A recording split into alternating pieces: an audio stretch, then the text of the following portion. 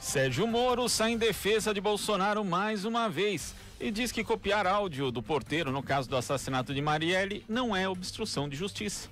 O governo do Iêmen assinou um acordo para compartilhar o poder com os separatistas. O objetivo da ação é encerrar o conflito no sul do país. Evo Morales reúne apoiadores em comício contra a ameaça de golpe na Bolívia. Futebol, pela 31ª rodada do Brasileirão, o Corinthians enfrenta o Fortaleza em casa às 7h30 da noite. Às 8h, o Atlético Mineiro joga com Goiás no Mineirão e o Avaí recebe o Santos na ressacada às 9h da noite. Às 9h30, o Vasco enfrenta o Palmeiras em São Januário. O Bahia recebe a Chapecoense na Fonte Nova e o Atlético Paranaense enfrenta o Cruzeiro na Arena da Baixada.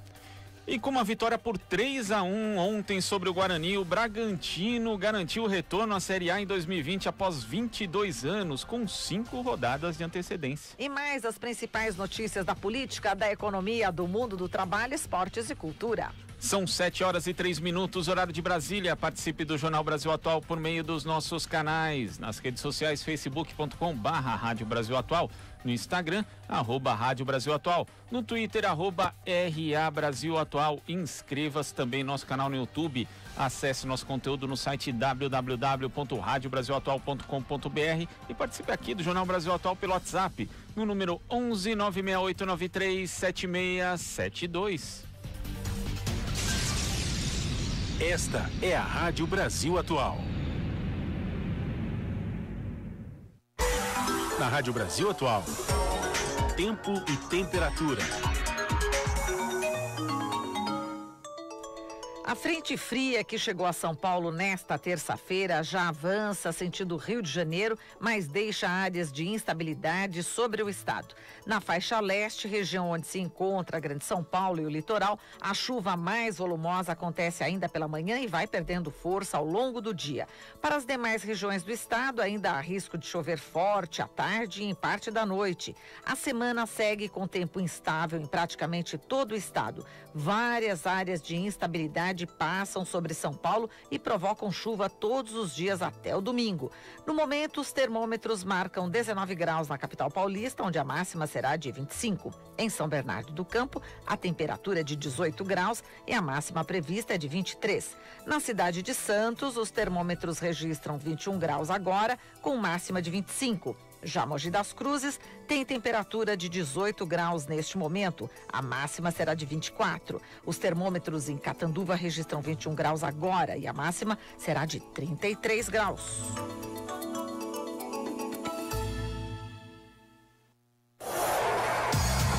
Na Rádio Brasil Atual, está na hora de dar o serviço. Agora são 7h04 e a CT registra neste momento na capital paulista 31 quilômetros de vias com lentidão. A pior região é a Zona Oeste, que tem 12 quilômetros de congestionamentos no momento. O trânsito complicado agora na pista expressa da Marginal Tietê, no sentido Castelo Branco, no trecho que vai da rodovia Castelo Branco até a Ponte Velha Fepasa. Já na pista central da Marginal Tietê, também no sentido Castelo Branco, o trânsito não flui bem entre a Ponte dos Remédios até a Ponte Atílio Fontana. Na pista local e na pista expressa da Marginal Pinheiros, no sentido Interlagos, trânsito ruim entre a Ponte do Jaguaré até Castelo. De acordo com as informações dos portais oficiais, as linhas do metrô e da CPTM funcionam normalmente no momento. Já nos Manchete Imigrantes, a rodovia dos imigrantes tem tráfego lento no sentido São Paulo entre os quilômetros 16 e 14 devido ao excesso de veículos. E a rodovia Anchieta tem tráfego lento em 2 trechos. Um entre os quilômetros 53 e 48 no sentido São Paulo, em função de uma carreta quebrada pela faixa de rolamento, e o outro entre os quilômetros 13 e 10 no sentido São Paulo, devido ao excesso de veículos. Você sintoniza Rádio Brasil Atual.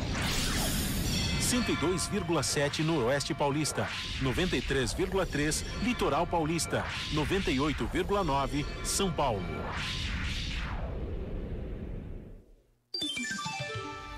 Agora são 7h06. Ontem o presidente Jair Bolsonaro foi ao Senado entregar ao presidente da Casa, Davi Alcolumbre, 3 propostas de emenda à Constituição elaboradas pela equipe econômica do ministro Paulo Guedes.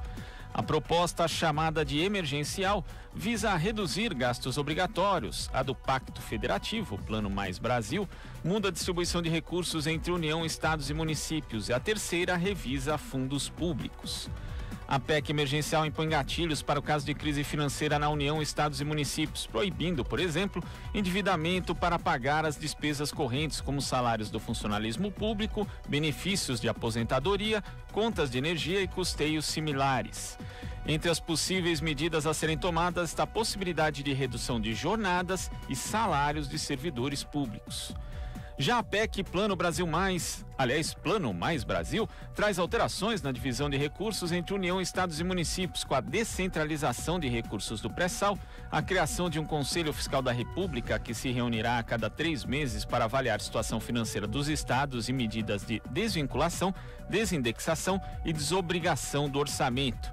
Na prática, flexibiliza os percentuais fixos da receita destinados à saúde e educação, permitindo ainda a inclusão dos custos com inativos nessa conta. Isso pode significar, ao contrário do que prometia o governo com a eventual aprovação da reforma da Previdência, uma redução dos investimentos na área social. A Constituição determina hoje que estados devem destinar 12% da receita à saúde e 25% à educação.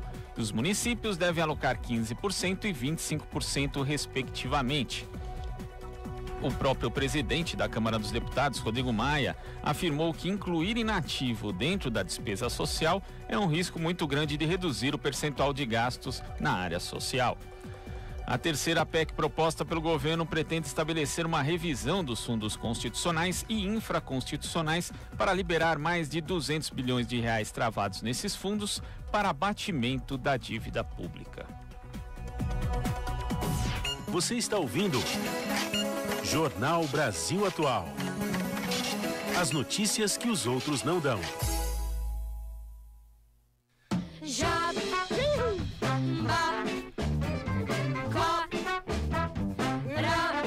Nós somos a Jabaquara, a Orquestra Jabaquara. Estamos na Rádio Brasil Atual, 98.9 FM. As notícias que as outras não dão. E as músicas que as outras rádios não tocam. Participe da programação pelo WhatsApp, 968937672. Peça Jabaquara! Jabaquara! Olha que turma bacana, hein? Orquestra Jabaquara. Tô aqui com a foto vendo, muito legal, muito bacana. A turminha que esteve aqui no Hora do Rango do Colibri, maravilha. Gostei, viu, Michel Lopes, da sua opção aí pelo Orquestra Jabaquara. Muito obrigado, bom dia. É isso aí, bom dia, queridinho, vamos lá. E aí, Glauco, bom dia. É isso aí, bom dia, gente. Olha, dia, a gente Edu. tem aí o... Vamos ver a manifestação de Eduardo Quirino. Eduardo Quirino. Bom dia! Aê, bom dia, Só vamos bom lá. dia. Alegre, né? Forte, contundente. Nossa, tudo de bom. Olha, temos aqui as mensagens já do pessoal chegando no 11968937672. O Daniel Reis fala aqui dessa questão do mega leilão, do excedente da cessão onerosa, que o Brasil pode perder hoje 300 bilhões de dólares, aí, segundo nota técnica, né, do Wildo Sauer e também do Guilherme Estrela. E a gente vai tratar desse assunto aqui, viu, Daniel? Aliás, a gente vem tratando, né, Marilu? Ontem o Moraes da FUP já falou a respeito, mas a gente vai continuar tratando dessa questão. Exato, tá programado aqui o Wildo Sauer hoje, hein, gente? Imperdível, hein? Ex-diretor da Petrobras, professor do Instituto de Energia e Ambiente da USP, vai falar com a gente sobre esse mega leilão. Vamos ficar ligadinho aí. A gente tem mensagem aqui da Fátima de São Bernardo do Campo, a Bernadette da Lapa diz que já foi ali no YouTube para dar os seus joinhas, e se você ainda não foi, faça como a Bernadette, vá lá e deixe seu joinha nos canais do YouTube da Rádio Brasil Atual e também da TVT, e se você não se inscreveu nos nossos canais, inscreva-se, não perca nada da nossa programação. A gente tem mensagem do Severino do Itaim Paulista também dando aqui o seu bom dia. Temos ainda aqui o Reginaldo do Jardim Alto Paulistano, aqui da Zona Leste de São Paulo. Temos aí também a Kátia do Tatuapé mandando o seu alô aqui também. A gente tem também ainda o professor Biratã Arraes, a Sol da Bela Vista, muito triste com o que estão fazendo com a Petrobras. A gente tem aqui o Fernando e Mônica da Freguesia do Ó, que pedem um beijo aí, beijo para vocês aí na Freguesia do Ó, aqui na capital paulista. A gente tem também o Marquinhos de Mogi, o Lucas Arraes de Diadema e o Jesulino Alves de Guarulhos também manda, o seu alô aqui, Marilu. Muito bem, bom dia, turma, vamos lá, vamos fazer aqui um jornal aí, enfim, crítico, mas também vibrante, né? A gente precisa lutar, né, com bastante energia, que olha, hoje é um dia muito triste, né? Essa questão do mega leilão, se não for barrada hoje, realmente vai ser um prejuízo enorme, né? Gigantesco para a população brasileira. Era o caso mesmo de ter manifestações, né, hoje, porque vamos aguardar, vamos ver se a justiça consegue barrar, né, esse mega leilão. É realmente preocupante. E a gente aproveita aqui e manda alô também para Dagmar de São Bernardo do Campo e para Flávia Brasil de Salvador. Isso aí, turma, vamos lá. Você sintoniza Rádio Brasil Atual. Agora são 7h12. Segundo o comentarista político João Caires, o governo Bolsonaro comete crime de lesa pátria ao entregar o pré-sal para grupos estrangeiros por muito menos do que vale.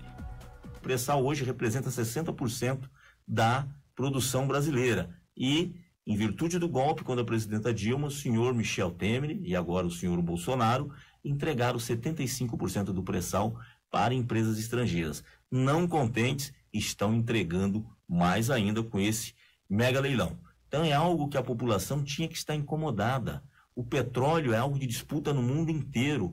Nós sabemos disso. Da Venezuela à Rússia, a gente sabe que os Estados Unidos tenta, de alguma forma, boicotar os países que não se alinham com ele do ponto de vista do petróleo. E a gente sabe que países que se utilizam muito bem do petróleo têm se enriquecido. Lembramos aqui a Noruega, que era um país pobre até a década de 70, né, descobriu o petróleo no seu país.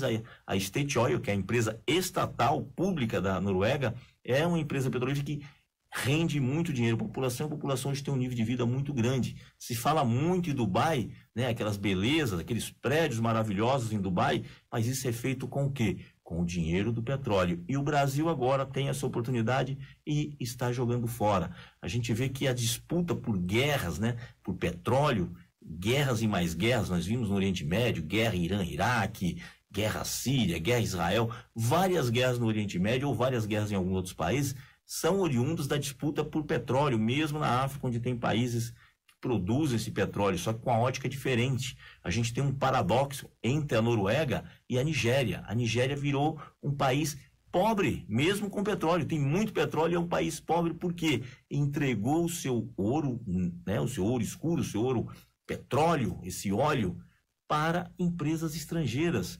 No caso da Noruega, não, está nas mãos da State Oil, que é a empresa estatal. Assim como na Arábia Saudita, a Aramco Petróleo é uma empresa do governo árabe saudita. Então, assim, o Brasil está indo na contramão. Estamos entregando sem dar um tiro, nem de espingarda. Ou seja, os estrangeiros estão conquistando o nosso óleo sem fazer guerra. A guerra foi feita de uma outra forma. E quero falar, a forma jurídica, através da chamada Operação Lava Jato, onde se criou um clima no Brasil de destruição da imagem da empresa Petrobras. E se todo mundo, se de fato olhasse, estudasse o que era a Petrobras no início dos anos 2000, o que ela se tornou com os investimentos que foram feitos no governo Lula e Dilma, vê o tamanho que ela cresceu. Então, há toda uma discussão a ser revelada. A Petrobras está sendo agora, de fato, sim, saqueada. Ela não foi saqueada em governos anteriores, muito pelo contrário, ela cresceu. Ela está sendo saqueada agora, entregando as reservas do pré-sal para empresas estrangeiras e, pasmem, a Petrobras não vai poder participar, por exemplo, dos excedentes da parte onerosa. Aquela questão assim, a Petrobras, ela descobriu, ela investiu, gastou dinheiro, investiu muito e agora ela não vai poder participar do que ela descobriu. O que está em jogo não é só a questão do petróleo, o que está em jogo é a tecnologia que só a Petrobras tem de descobrir petróleos em água profunda, petróleo a um custo de $7 o barril. Ninguém faz isso. Você está ouvindo Jornal Brasil Atual. As notícias que os outros não dão. Agora são 7h16. Vamos para a análise política. O nosso convidado de hoje é o Wagner Romão, professor do Departamento de Ciência Política da Unicamp. Olá, Romão, bom dia. Bom dia, Marilu. Bom dia, Glauque. Bom dia, ouvintes. Bom dia, Romão. Romão, olha, a gente vamos começar a falar desse mega leilão do pré-sal, né? Quer dizer, a gente sabe que você não é especialista em petróleo, mas a gente sabe que esse mega leilão coloca em risco realmente a nossa soberania, né? A soberania nacional. Como é que você está recebendo aí essa notícia que vai ser hoje, né? Se a justiça não entrar, enfim, não conceder a liminar aí para sindicatos e uma ONG internacional também para impedir. Sim. Então, Marilu, a gente está vendo a completa venda mesmo do patrimônio nacional para o estrangeiro, né? Para o capital estrangeiro, para o capital externo. Essa é uma política desse governo. O Paulo Guedes está promovendo esse tipo de ação. A gente ontem teve também a notícia, né, do projeto de lei da privatização da Eletrobras. Então, pois ela se insere nisso que o Caires acabou de falar, né, de uma política criminosa de venda do nosso patrimônio, daquilo que por tantos e tantos anos a Petrobras investiu para se encontrar, né, a camada pré-sal, para se possibilitar que houvesse essa exploração disso que é tão difícil de se fazer e que a Petrobras acabou sendo, né, quer dizer, uma referência mundial, né?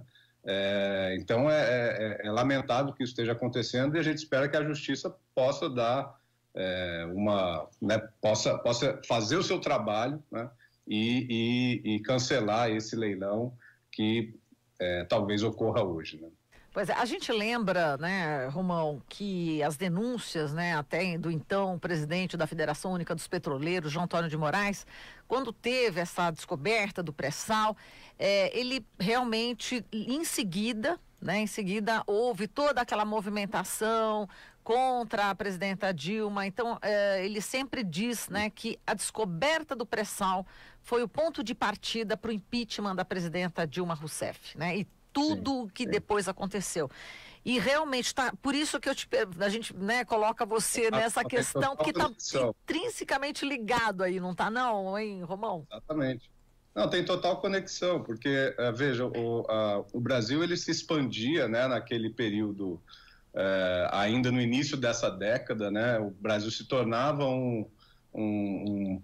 como se costuma falar, um player mundial, né, um jogador mundial, saindo de uma condição muito vulnerável, né, politicamente, estrategicamente no mundo todo, fazia um concerto com outros países que também estavam em processo de desenvolvimento, China, Índia, Rússia, né, os BRICS, a África do Sul, enfim, e eu não tenho dúvida que houve toda uma orquestração internacional para limitar esse poderio que o Brasil estava se colocando, né, com o qual o Brasil estava se colocando no mundo. E o pré-sal, né, quer dizer, numa circunstância em que ainda nós dependemos dessa matriz energética, né, do petróleo, e que acho que é realmente uma questão que a gente precisa, enquanto sociedade, enquanto civilização, repensar, né? Nós estamos vendo aí toda essa tristeza que está acontecendo nas praias do Nordeste, mas isso é só um dos casos, né?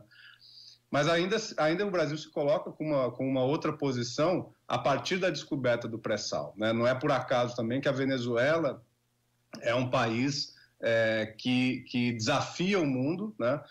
Também porque lá existe talvez a maior reserva apenas em um país, né?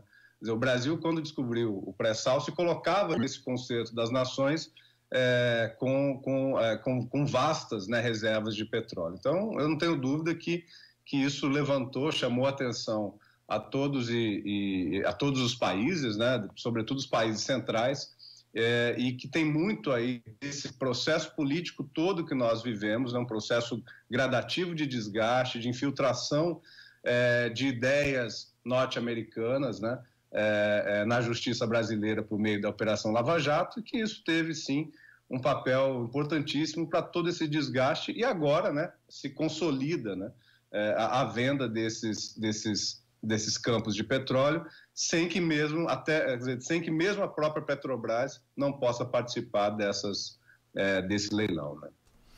Agora, Romão, falando desse processo de degradação e também da ex-presidenta Dilma Rousseff, ontem a gente teve um pedido de prisão feito pela Polícia Federal em relação à ex-presidenta e, como ela mesma mencionou, um processo no qual ela nem é investigada e nunca havia sido chamada a prestar qualquer tipo de esclarecimento.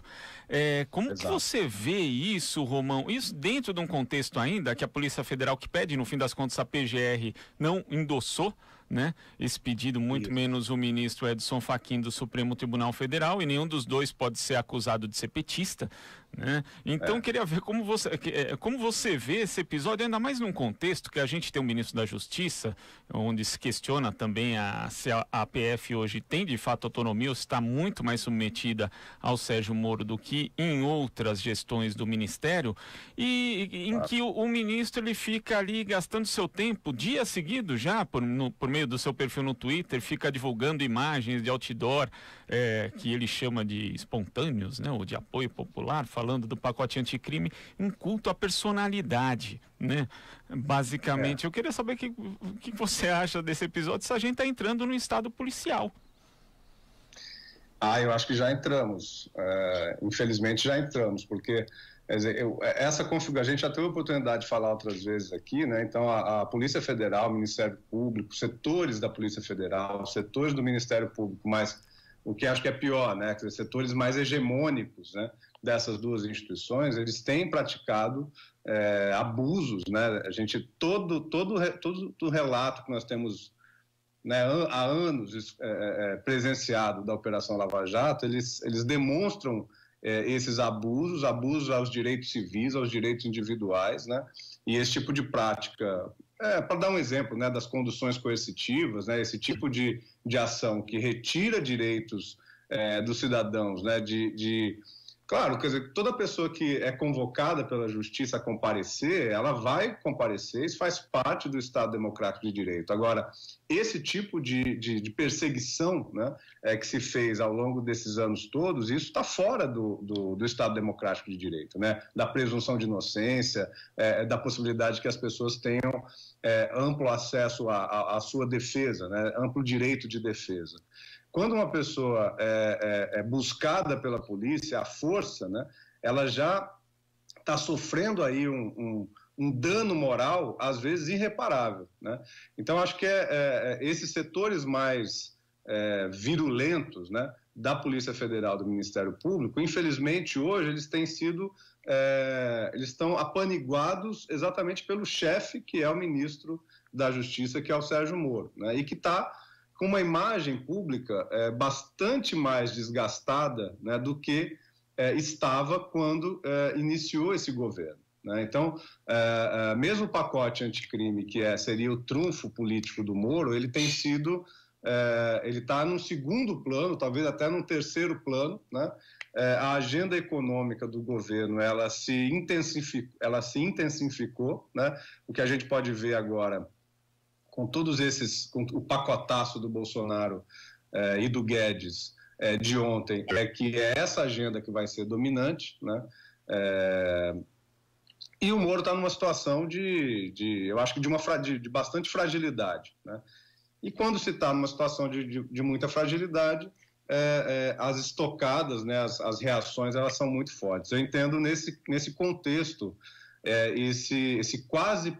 essa quase ação de prisão, né, ou de condução coercitiva da presidenta Dilma, que aconteceu ontem, mas acho que foi importante a presença da PGR e a presença também do Fachin ao não permitir que isso tivesse acontecido. Certo, agora vamos falar uma questão de gênero, né? Na Câmara, você viu, né? A deputada Joyce Hasselmann, né? Do PSL, aqui de São Paulo, foi para a tribuna e realmente chamou de gangue, né? Enfim, as pessoas, né?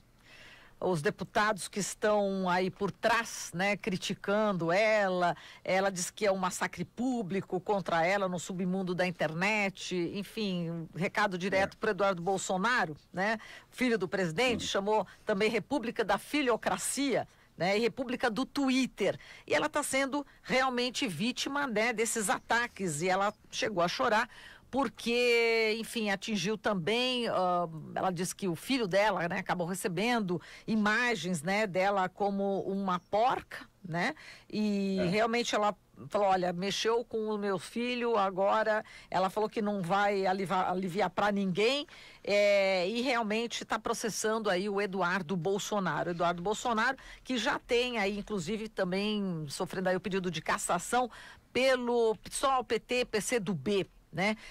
Como é que você viu também essa agressão, né, contra a deputada Joyce? Inclusive teve a solidariedade da Perpétua Almeida, do PCdoB do Acre, né, que ela disse que pregou, né, que todo mundo tem que se unir contra o que chamou de cultura do ódio, né? E ela disse o seguinte: eu não posso aceitar que as mulheres sejam desrespeitadas na sua condição de mulher porque lutam, porque não aceitam as coisas do jeito que são.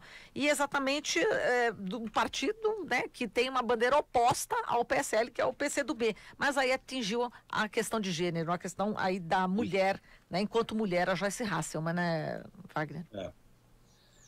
Marilu, infelizmente, né,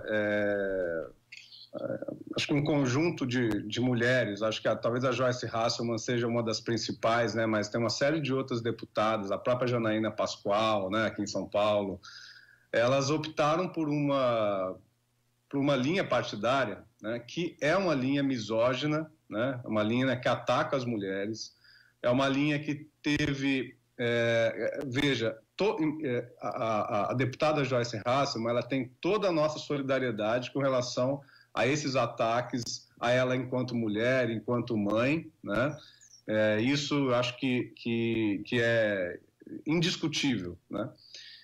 No entanto, todo esse grupo político do qual ela faz parte passou anos e anos atacando a presidenta Dilma, né?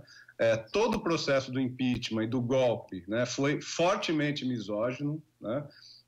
Nós cansamos, infelizmente, de ver imagens também muito fortes, né, contra a ex-presidenta Dilma, não só imagens visuais, né, mas também toda uma crítica infundada, né, sobre declarações, sobre aquilo que se coloca, enfim, num discurso, né, que às vezes a gente erra mesmo, né, mas a crítica era sempre muito virulenta e muito implacável, né? E muito desleal, né? Muito, enfim, misógina mesmo. Então, eu acho que a Joyce, a deputada Joyce, ela está recebendo aquilo que, não que ela tenha praticado, né? Mas que todo o grupo político, a força política que a apoiou e que levou Bolsonaro à presidência, pratica há muito tempo. Há muito tempo. Então, por um lado, a gente presta solidariedade à deputada, mas, por outro lado, poxa, será que ela descobriu isso agora, né?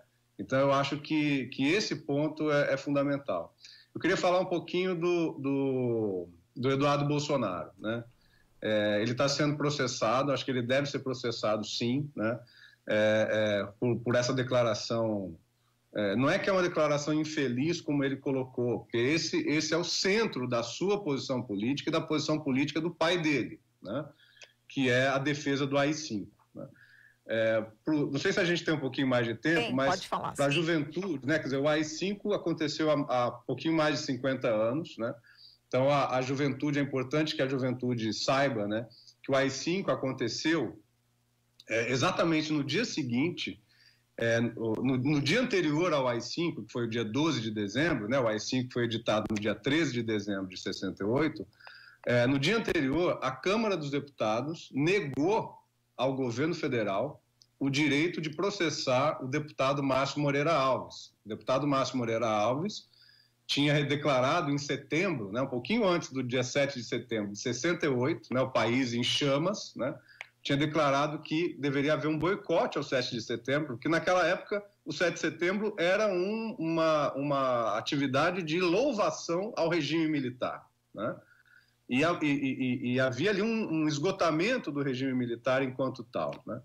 Então o AI-5 ele acontece porque a Câmara dos Deputados, em nome do direito à imunidade parlamentar, que é isso que ele está dizendo, que está contradizendo, né, que ele está alegando o direito à imunidade parlamentar para dizer que pode dizer qualquer coisa, pode declarar qualquer coisa, foi porque a Câmara dos Deputados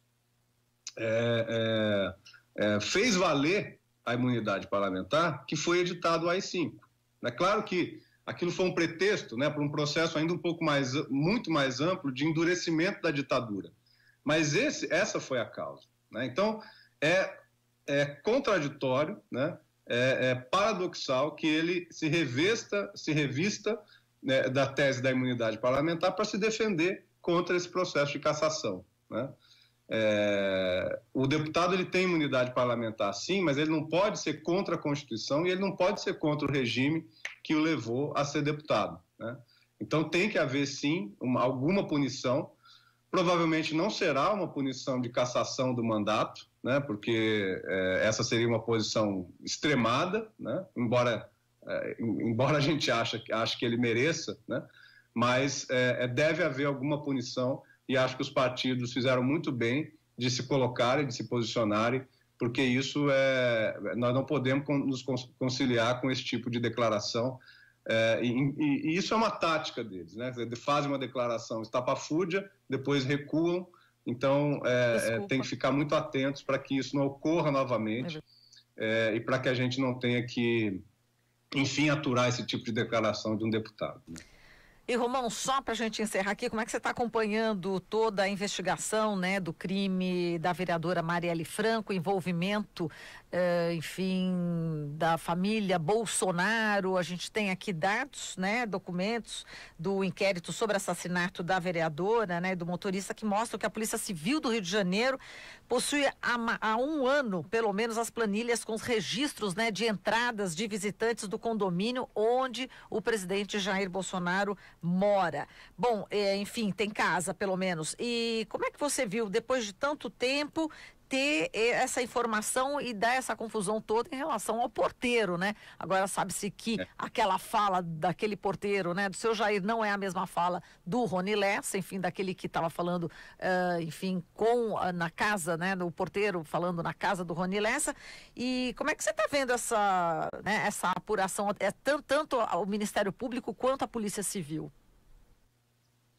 Eu acho que acho que o que nós temos que atentar aí, veja, eu acho que se havia uma investigação, né, se essa informação não veio a público naquele momento, eu suspendo um pouco a minha análise, porque vamos supor que a polícia está fazendo investigações, ela está de alguma forma mantendo sigiloso alguns dos passos da investigação.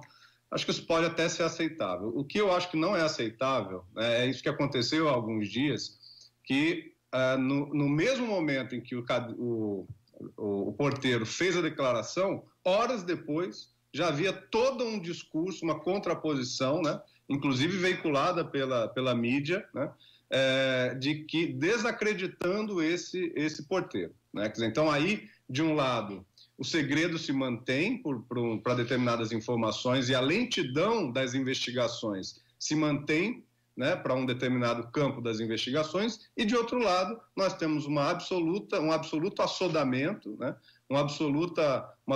uma velocidade extrema, né, na depuração das informações e inclusive no julgamento prévio, né, do porteiro que fez essa declaração. Então tem muita coisa desbalanceada aí, né? Não só na Polícia do Rio de Janeiro, ou no Ministério Público do Rio de Janeiro, mas o que é pior, né? Quer dizer, quando ocorreu o assassinato da Marielle e do Anderson, houve um pedido, né, de que essa investigação subisse para a Polícia Federal em Brasília, né? E isso não ocorreu, né? E hoje nós temos medo de que essa investigação suba para a Polícia Federal sob Sérgio Moro, porque nós temos mais receio, né, do que pode acontecer sob a batuta do Sérgio Moro do que sob a Polícia Federal, do que sob a Polícia Civil do Rio de Janeiro. Então nós estamos realmente numa situação muito difícil e a nossa expectativa é que os mandantes do assassinato da Marielle sejam descobertos, mas infelizmente o momento agora é de pessimismo, né? Eu acho que nós temos que fortalecer a mobilização nas ruas, Acho que a gente tem que fortalecer lembrar sempre do assassinato da Marielle, né? E exigir até o final que nós tenhamos uma solução, uma resolução para esse caso. Tá certo, Romão, a gente agradece aqui toda a sua análise, um grande abraço para você e até a próxima. Grande abraço, Marilu. Bom dia para vocês. Bom dia. Falamos aqui com o Wagner Romão, professor do Departamento de Ciência Política da Unicamp. Você está ouvindo Jornal Brasil Atual. As notícias que os outros não dão. Agora são 7h36. Organizações da sociedade civil criticam a urgência para a votação do chamado pacote anticrime. O projeto foi aprovado na quarta-feira da semana passada por um grupo de trabalho na Câmara. O texto segue para discussão em plenário. A reportagem é de Cristiane Sampaio com locução de Rodrigo Chagas. Integrantes da sociedade civil e da oposição ao governo Bolsonaro questionaram a possibilidade de votação de urgência para o texto produzido pelo grupo de trabalho, que analisou na Câmara dos Deputados mudanças na legislação penal e processual penal. O material inclui trechos do projeto de lei 882 de 2019, uma das propostas do chamado pacote anticrime do ministro Sérgio Moro, e dos PLs 10.372 e 10.373, de autoria do ministro do Supremo Tribunal Federal, Alexandre de Moraes. Uma articulação de parte dos deputados da Casa atua para aprovar o regime de urgência para o texto, ainda esta semana. Produzido na última quarta-feira com o encerramento dos trabalhos do grupo, o documento final é um texto alternativo ao parecer do relator, deputado Capitão Augusto, do PL de São Paulo. Sobre o regime de urgência, o defensor público e membro da campanha Pacote Anticrime, uma solução fake, Pedro Carriello, do Rio de Janeiro, argumenta. Eu não gosto muito do regime de urgência para a legislação penal, porque parece que a legislação penal sempre é regime de urgência, aí vem uma medida muito impactante e às vezes isso não tem dado resultado. Eu acho que esses projetos não mereciam urgência. Deve, acho que, ter a tramitação ordinária, clássica, com a devida ponderação, porque cada vez se amadurece mais essas questões. Nos bastidores, deputados avaliam como inevitável a aprovação de urgência para a matéria, que tem o apoio da bancada da bala e de outros parlamentares. Durante os 7 meses de debate no grupo de trabalho, a matéria esteve cercada de polêmicas, o que fez com que o prazo inicial de 90 dias do grupo fosse prorrogado mais de uma vez. No rol das controvérsias figuram críticas a diferentes medidas propostas por Moro. Entre elas, tiveram destaque a legalização da prisão após condenação em segunda instância e o excludente de ilicitude, que liberava de punição policiais que matassem em serviço quando estivessem sob o que o projeto do ministro classifica como, abre aspas, medo, surpresa ou violenta emoção, fecha aspas. Esses 2 pontos estão entre os trechos que foram rejeitados pelo colegiado. Sobre o pacote, o deputado Paulo Teixeira, do PT de São Paulo, também membro do colegiado, considerou. A natureza daquele pacote era uma natureza autoritária, com inúmeras medidas inconstitucionais. Então, a primeira coisa que nós evitamos foi não deixamos prosperar um pacote autoritário e inconstitucional que foi trazido pelo Sérgio Moro aqui. A oposição comemora ainda a retirada de outros pontos que estavam em discussão no colegiado, como o dispositivo que prevê penas mais brandas para réus confessos, em troca de estes não serem submetidos a um processo judicial. A proposta de instituição da modalidade, que trata de um acordo entre acusado, juiz e Ministério Público, no entanto, não foi engavetada. Ela deverá ser avaliada agora por outro colegiado, a comissão que estuda mudanças no Código de Processo Penal.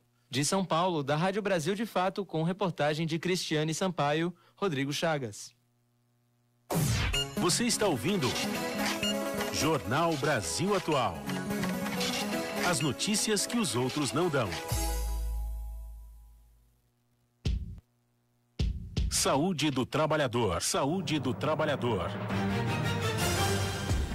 A doutora Maria Maeno, médica pesquisadora da Fundacentro, responde aqui na Rádio Brasil Atual as suas dúvidas. Passo muitas horas na frente do computador e de uns tempos pra cá sinto que meus olhos ardem como se estivessem com sono. O que devo fazer para minimizar esse problema?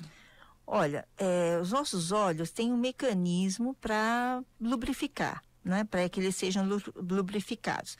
Piscar é o mecanismo que os olhos têm para serem lubrificados. Se a gente conseguisse permanecer com os olhos abertos o tempo todo, que não é possível, né? Eles sofreriam lesões muito graves de ressecamento. Então, automaticamente, a gente pisca mais ou menos umas 20 vezes por minuto. No entanto, quando a gente está concentrado em um trabalho, usando o microcomputador principalmente, a gente acaba piscando muito menos, o que leva a um ressecamento dos olhos. E esse ressecamento causa sintomas como ardor e dor, como se a gente tivesse areia nos olhos. Então, fazer pausas, usar colírio lubrificante, ajudam, né? E podem melhorar esses sintomas. Mas é importante que a gente consulte um oftalmologista caso isso persista. E é importante, principalmente, a gente fazer pausas e não ficar muito tempo diante do computador. Saúde do trabalhador. Saúde do trabalhador. Você escolhe como participar enviando suas dúvidas para a doutora Maria Maeno. Por e-mail, redação@jornalbrasilatual.com.br. Por telefone, 0800 773 4422. E também pode enviar suas dúvidas para a Rádio Brasil Atual nas redes sociais. Você está ouvindo Jornal Brasil Atual. As notícias que os outros não dão. Agora são 7h42. Vamos falar com o nosso colunista no meio ambiente, Wagner Ribeiro, professor do Departamento de Geografia da USP, do Programa de Pós-Graduação em Ciência Ambiental. Oi, Wagner, bom dia. Bom dia, Marilu. Bom dia a quem nos acompanha. Bom, Wagner, vamos falar aqui do desastre ambiental em Mariana, né, que completou aí 4 anos. É necessário realmente olhar, né, para essas pessoas que estão sofrendo até agora por conta dessa tragédia, não é isso, Wagner? Sem dúvida, Marilu. Nós estamos aí numa data ontem, né, comemoramos 4 anos, se é possível usar a palavra comemorar, né? Lembramos desse lamentável episódio. Alguns atribuem como crime, outros dizem que foi um acidente, enfim, independente da polêmica, nós temos aí uma questão muito séria, que é o conceito de área diretamente afetada e de área de abrangência do evento, né? E é nessa discussão que a gente tem agora observado o maior debate. E é uma questão conceitual, teórica, mas ao mesmo tempo que envolve diretamente uma grande população que foi afetado por esse percurso de 600 quilômetros que a lama percorreu, né? E essa semana a Pública veio com mais uma contribuição importante, e aí mostra a relevância da imprensa alternativa no Brasil. Ela mostra que um documento de análise da qualidade de saúde, né, do município de Barra Longa ficou 6 meses praticamente sem análise pelo estado de Minas Gerais, o que é muito preocupante, muito sério, né? Precisa se apurar porque isso não ocorreu. E a constatação que esse estudo apresenta, contratada pela própria Fundação Renova, a pedido de uma Câmara Técnica de Saúde do Estado de Minas Gerais, é que, infelizmente, as partículas do solo contêm metais pesados, parte deles, inclusive, cancerígenos, e que o contato com esse material, com a pele, mesmo por inalação, pode trazer problemas de saúde bastante sérios, né? E esse, então, é o debate, a grande bomba, digamos assim, que estourou essa semana, a Pública saindo à frente, depois outros veículos também deram, BBC Brasil, etc. Mas foi um trabalho realmente muito importante de pesquisa da Pública e que traz aí, então, mais uma questão seríssima. Quer dizer, como é que nós vamos analisar os impactos de curto, médio e longo prazo? A gente tem falado nisso já desde que ocorreu o episódio. Passado 4 anos, esse material que está no solo, ele continua sendo carregado, né, por chuva, por poeira, pelo vento, e ao contato, né, com a população traz problemas sérios, sim, e a Renova reluta em reconhecer esse tipo de impacto e continua insistindo que é impactado apenas aquele que foi diretamente afetado. Só que, como não foi ainda removido esse resíduo, inclusive parte dele, veja você, foi usado para fazer calçamento de alguns municípios, então o que se fez, na verdade, foi difundir, né, ampliar o impacto ao levar esse material para outras localidades, e ao que tudo indica, agora nós estamos vendo aí, infelizmente, consequências sérias da má gestão desses resíduos que foram dispersos a partir do que ocorreu lá em Mariana. Perfeito. Bom, a gente recomenda, né, essa leitura da Pública, essa reportagem que tem como título "Revelamos o alarmante estudo escondido pelo governo de Minas e pela Fundação Renova", como disse agora o Wagner Ribeiro. Wagner, agora vamos falar do incêndio no Pantanal. Já atingiu uma área igual à cidade do Rio de Janeiro, Wagner? É outro episódio lamentável. Nós sabemos que existe... O Pantanal é um sistema muito sensível, né? Não por acaso grandes pesquisadores o qualificam como uma área de transição. Você tem ali um pouco de floresta, você tem um pouco de cerrado, até eixos de caatinga. Então é um sistema complexo muito peculiar. E você promover o incêndio nessa zona é de fato muito preocupante, porque nós estamos numa zona de transição ecológica, onde a gente vai ter aí uma diversidade de sistemas e de formas de vida associados a isso tudo.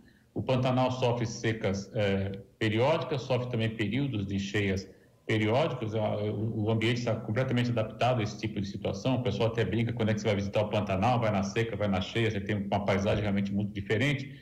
Agora, um incêndio, ao que tudo indica, criminoso, ele impacta inclusive esses ciclos naturais, né? No Pantanal a gente costuma enxergar aqueles chamados capões, que é a expressão que se usa lá, que são na verdade, digamos, um entorno, né?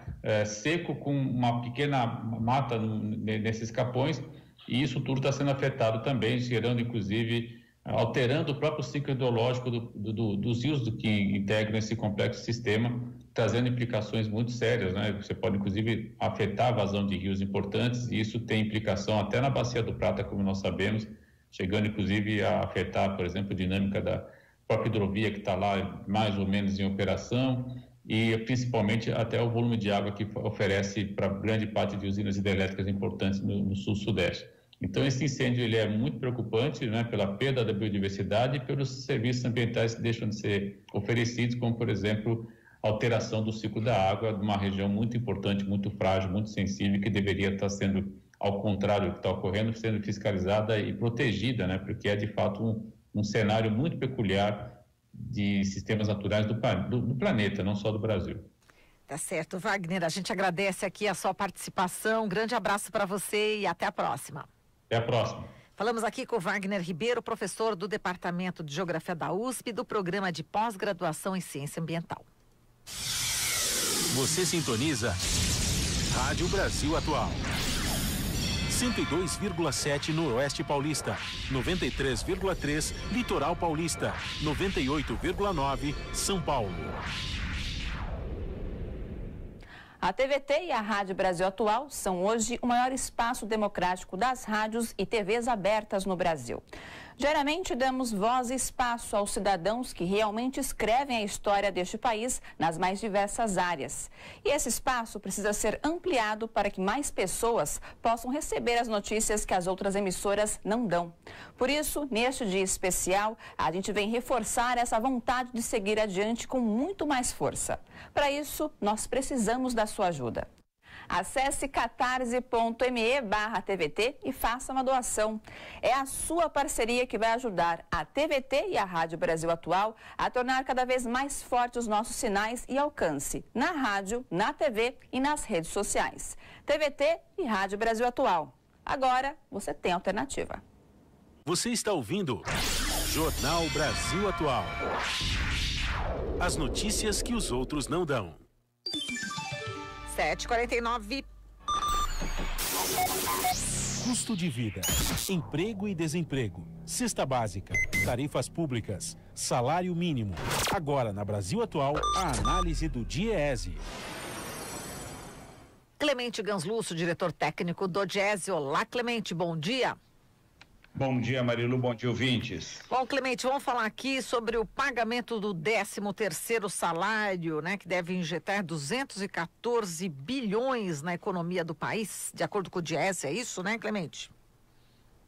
É isso, Marilu, a estimativa que o DIEESE faz anualmente, procurando indicar qual é o volume de recursos que o 13º salário, esse direito conquistado pelos trabalhadores, hoje definido na própria Constituição, a ser pago pelas empresas que contratam trabalhadores pelo regime da CLT, do Registro em Carteira de Trabalho Assinado, pelos empregadores públicos, portanto, pelos servidores estatutários ou CLTistas, e também pelos beneficiários da Previdência Social. Tanto os aposentados quanto os pensionistas também têm direito ao 13º salário. A estimativa é que essa população, os assalariados com carteiros, os estatutários, os beneficiários da Previdência Social, totalizam em torno de 81 milhões de pessoas. Essa população ocupada ou aposentada deve gerar como receita um volume de 214 bilhões na economia brasileira, um volume de recursos que ajuda a economia, na verdade, ter uma dinâmica muito forte no final do ano. Boa parte da estrutura produtiva na economia brasileira está estruturada a partir, inclusive, do recebimento do 13º, fato faz com que a economia tenha uma dinâmica voltada para a geração de empregos, para a geração de atividade econômica, para atender esse adicional de recursos que o 13º coloca na economia. A tendência sempre é que no segundo semestre do ano nós tenhamos uma performance melhor da economia do ponto de vista da produção e do emprego, parte dela voltada para atender o crescimento da demanda do final do ano. Portanto, é um elemento importante porque tem esse caráter dinamizador da economia, é uma renda que traz uma certa capacidade para muitas famílias resolverem problemas, fazerem investimentos, muitas vezes pagar o crediário ou a dívida que tem, ou fazer algum tipo de investimento. Infelizmente, ainda nós temos uma taxa de desemprego muito elevada, a situação econômica muito grave e milhões de brasileiros estão desempregados, milhões de brasileiras não têm acesso a um posto de trabalho, e isso deixa de dar a contribuição corrente do ponto de vista da renda e também do 13º salário.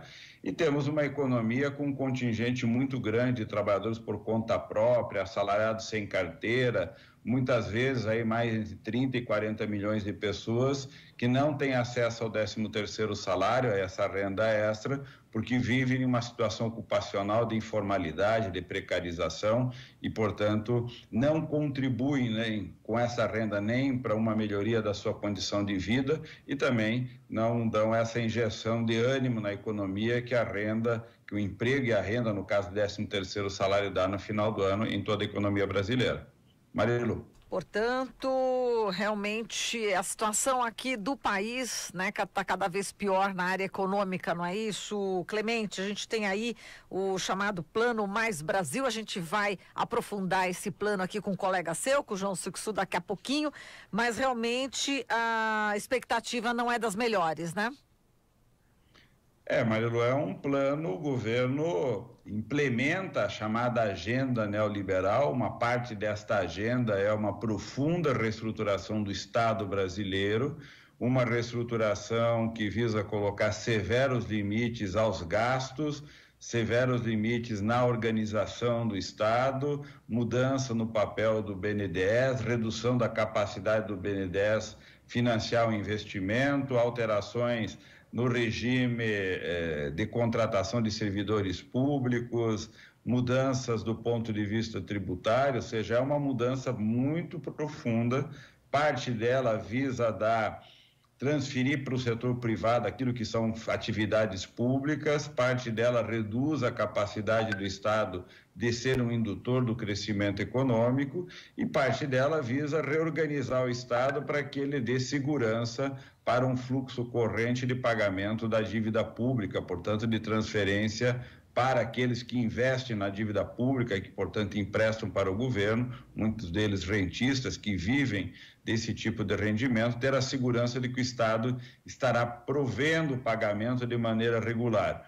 Os ataques acabam sendo sobre as políticas sociais, os cortes nas políticas sociais, saúde, educação, segurança, transporte, investimento em infraestrutura econômica e social e também uma redução drástica na capacidade de investimento, especialmente por meio dos bancos públicos, além de todo o processo de desestatização, venda de patrimônio público, da capacidade produtiva do Estado em conduzir a dinâmica econômica favorável para o crescimento e para o desenvolvimento econômico e social.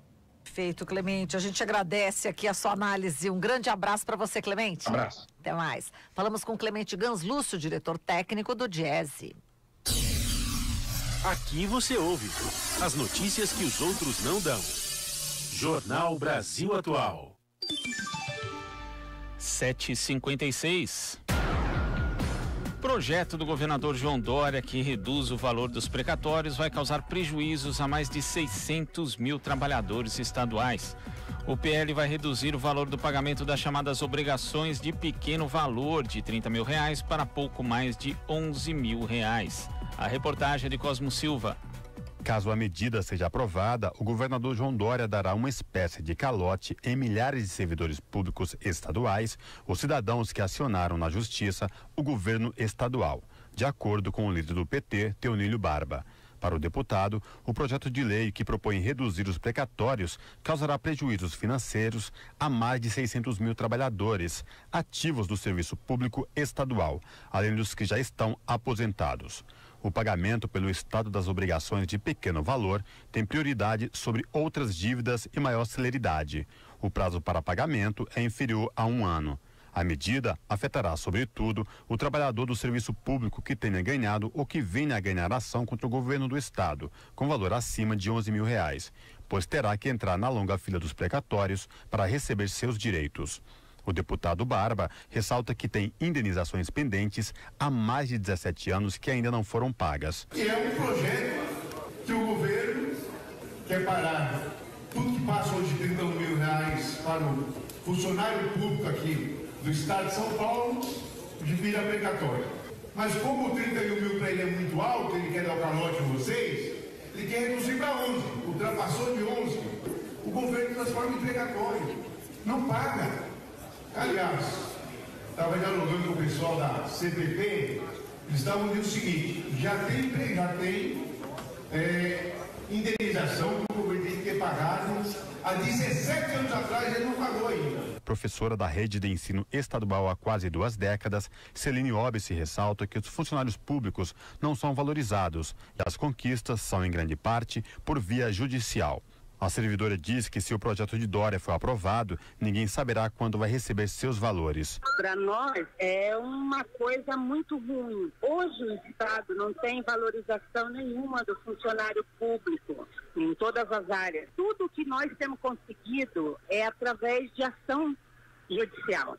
Então, quando você chega num precatório, é porque essa ação já decorreu mais de 10, 15 anos para você receber. E agora o governador diminuir esse valor é um golpe, né, no funcionalismo. Porque, assim, era uma coisa que ele poderia receber agora, ele vai receber 1/3 e os outros 2/3 ninguém sabe quando vai receber. Todas as ações que a gente tem feito contra o Estado, a gente não sabe, são herdeiros, são netos, e vão receber isso se isso acontecer. Sem essa falta de aumento, de investimento, de coisa. No funcionalismo, o salário está muito defasado. Então, receber uma ação dessa alivia a nossa vida, né? Porque assim, a gente não está dando conta de sobreviver com um baixo salário. Ainda segundo o deputado Barba, os trabalhadores que passam anos em batalha judicial para receber direitos e valores que foram negados por parte do Estado, em algum momento ficarão na longa fila dos precatórios. O parlamentar esclarece que o governador tira dos servidores e trabalhadores públicos em benefício dos empresários. Quem consegue ter um crédito de 31 mil junto ao governo, primeiro não recebe 31, porque tem as sucumbências, tem as despesas, né, que cada servidor tem que pagar quando encerra um processo, ele ganha um processo, ele ganha uma ação contra o Estado. Então acaba não sendo os 31 mil. Segundo, se cair para 11, gente, não será 11, será em torno de 6.500, 7 mil reais no máximo. E o governo quer, de toda maneira, tirar em cima das costas dos trabalhadores, do funcionalismo público, sempre para dar na mão dos empresários. É assim que esse governo se comporta, o governo João Dória, e nós estamos cansados de ver fazer isso atualmente. Na terça-feira, 5 de novembro, trabalhadores do serviço público das áreas de saúde, educação, segurança pública, judiciário, administrativo e demais setores estiveram na Assembleia Legislativa para protestar contra o projeto do governador João Dória, que quer reduzir os valores pagos nos precatórios. Cosmo Silva, Rádio Brasil Atual.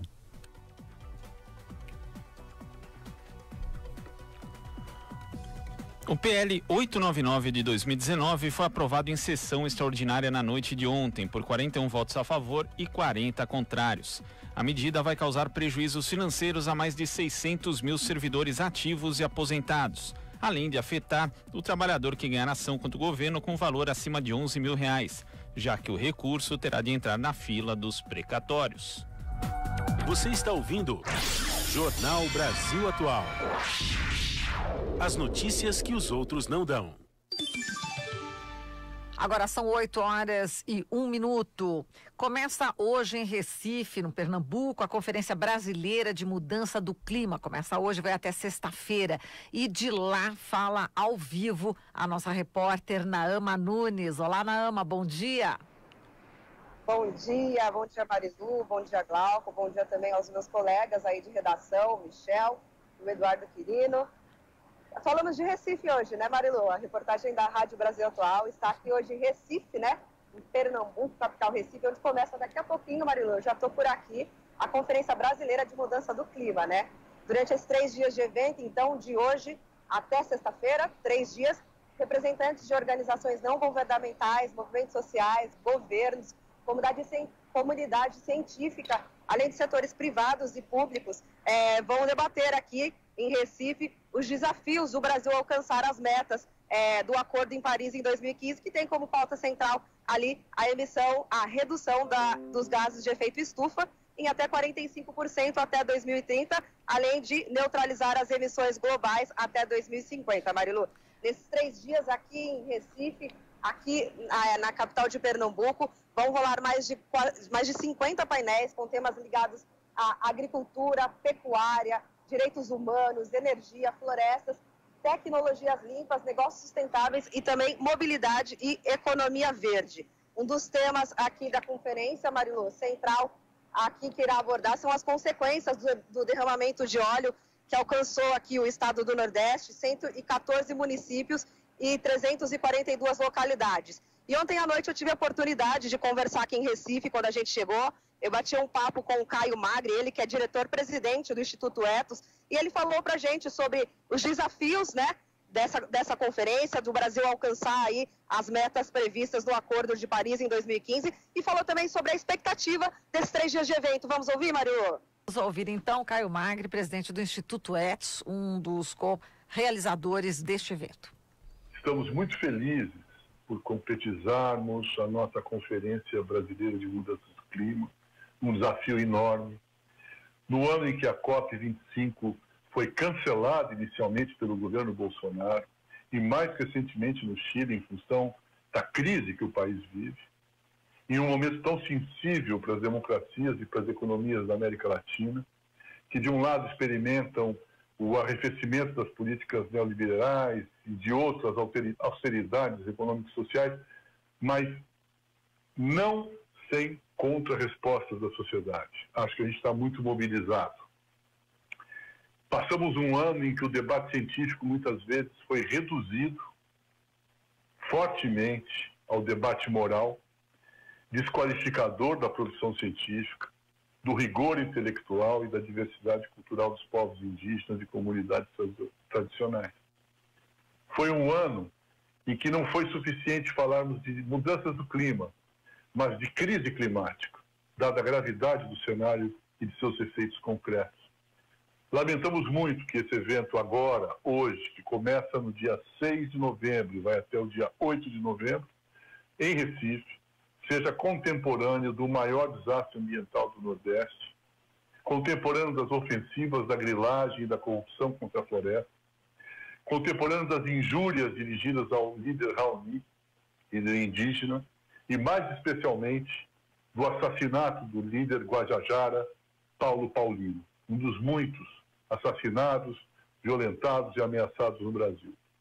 No nosso país, no nosso continente, índios, pobres e negros povoam a palavra infâmia em suas existências, são riscadas e apagadas sob a ordem da violência, da obscuridade ou da censura aos seus direitos e sonhos. Em memória desses homens e mulheres abatidos e de suas mais obsessivas desejos, das suas excessivas destinações, damos início à Conferência Brasileira do Mudança do Clima aqui em Recife. Realizar essa conferência é quase tão ousado e comprometido quanto a atitude de muitos cidadãos e cidadãs, homens e mulheres, que em todo o litoral do Nordeste limpam as praias com os meios que têm à disposição.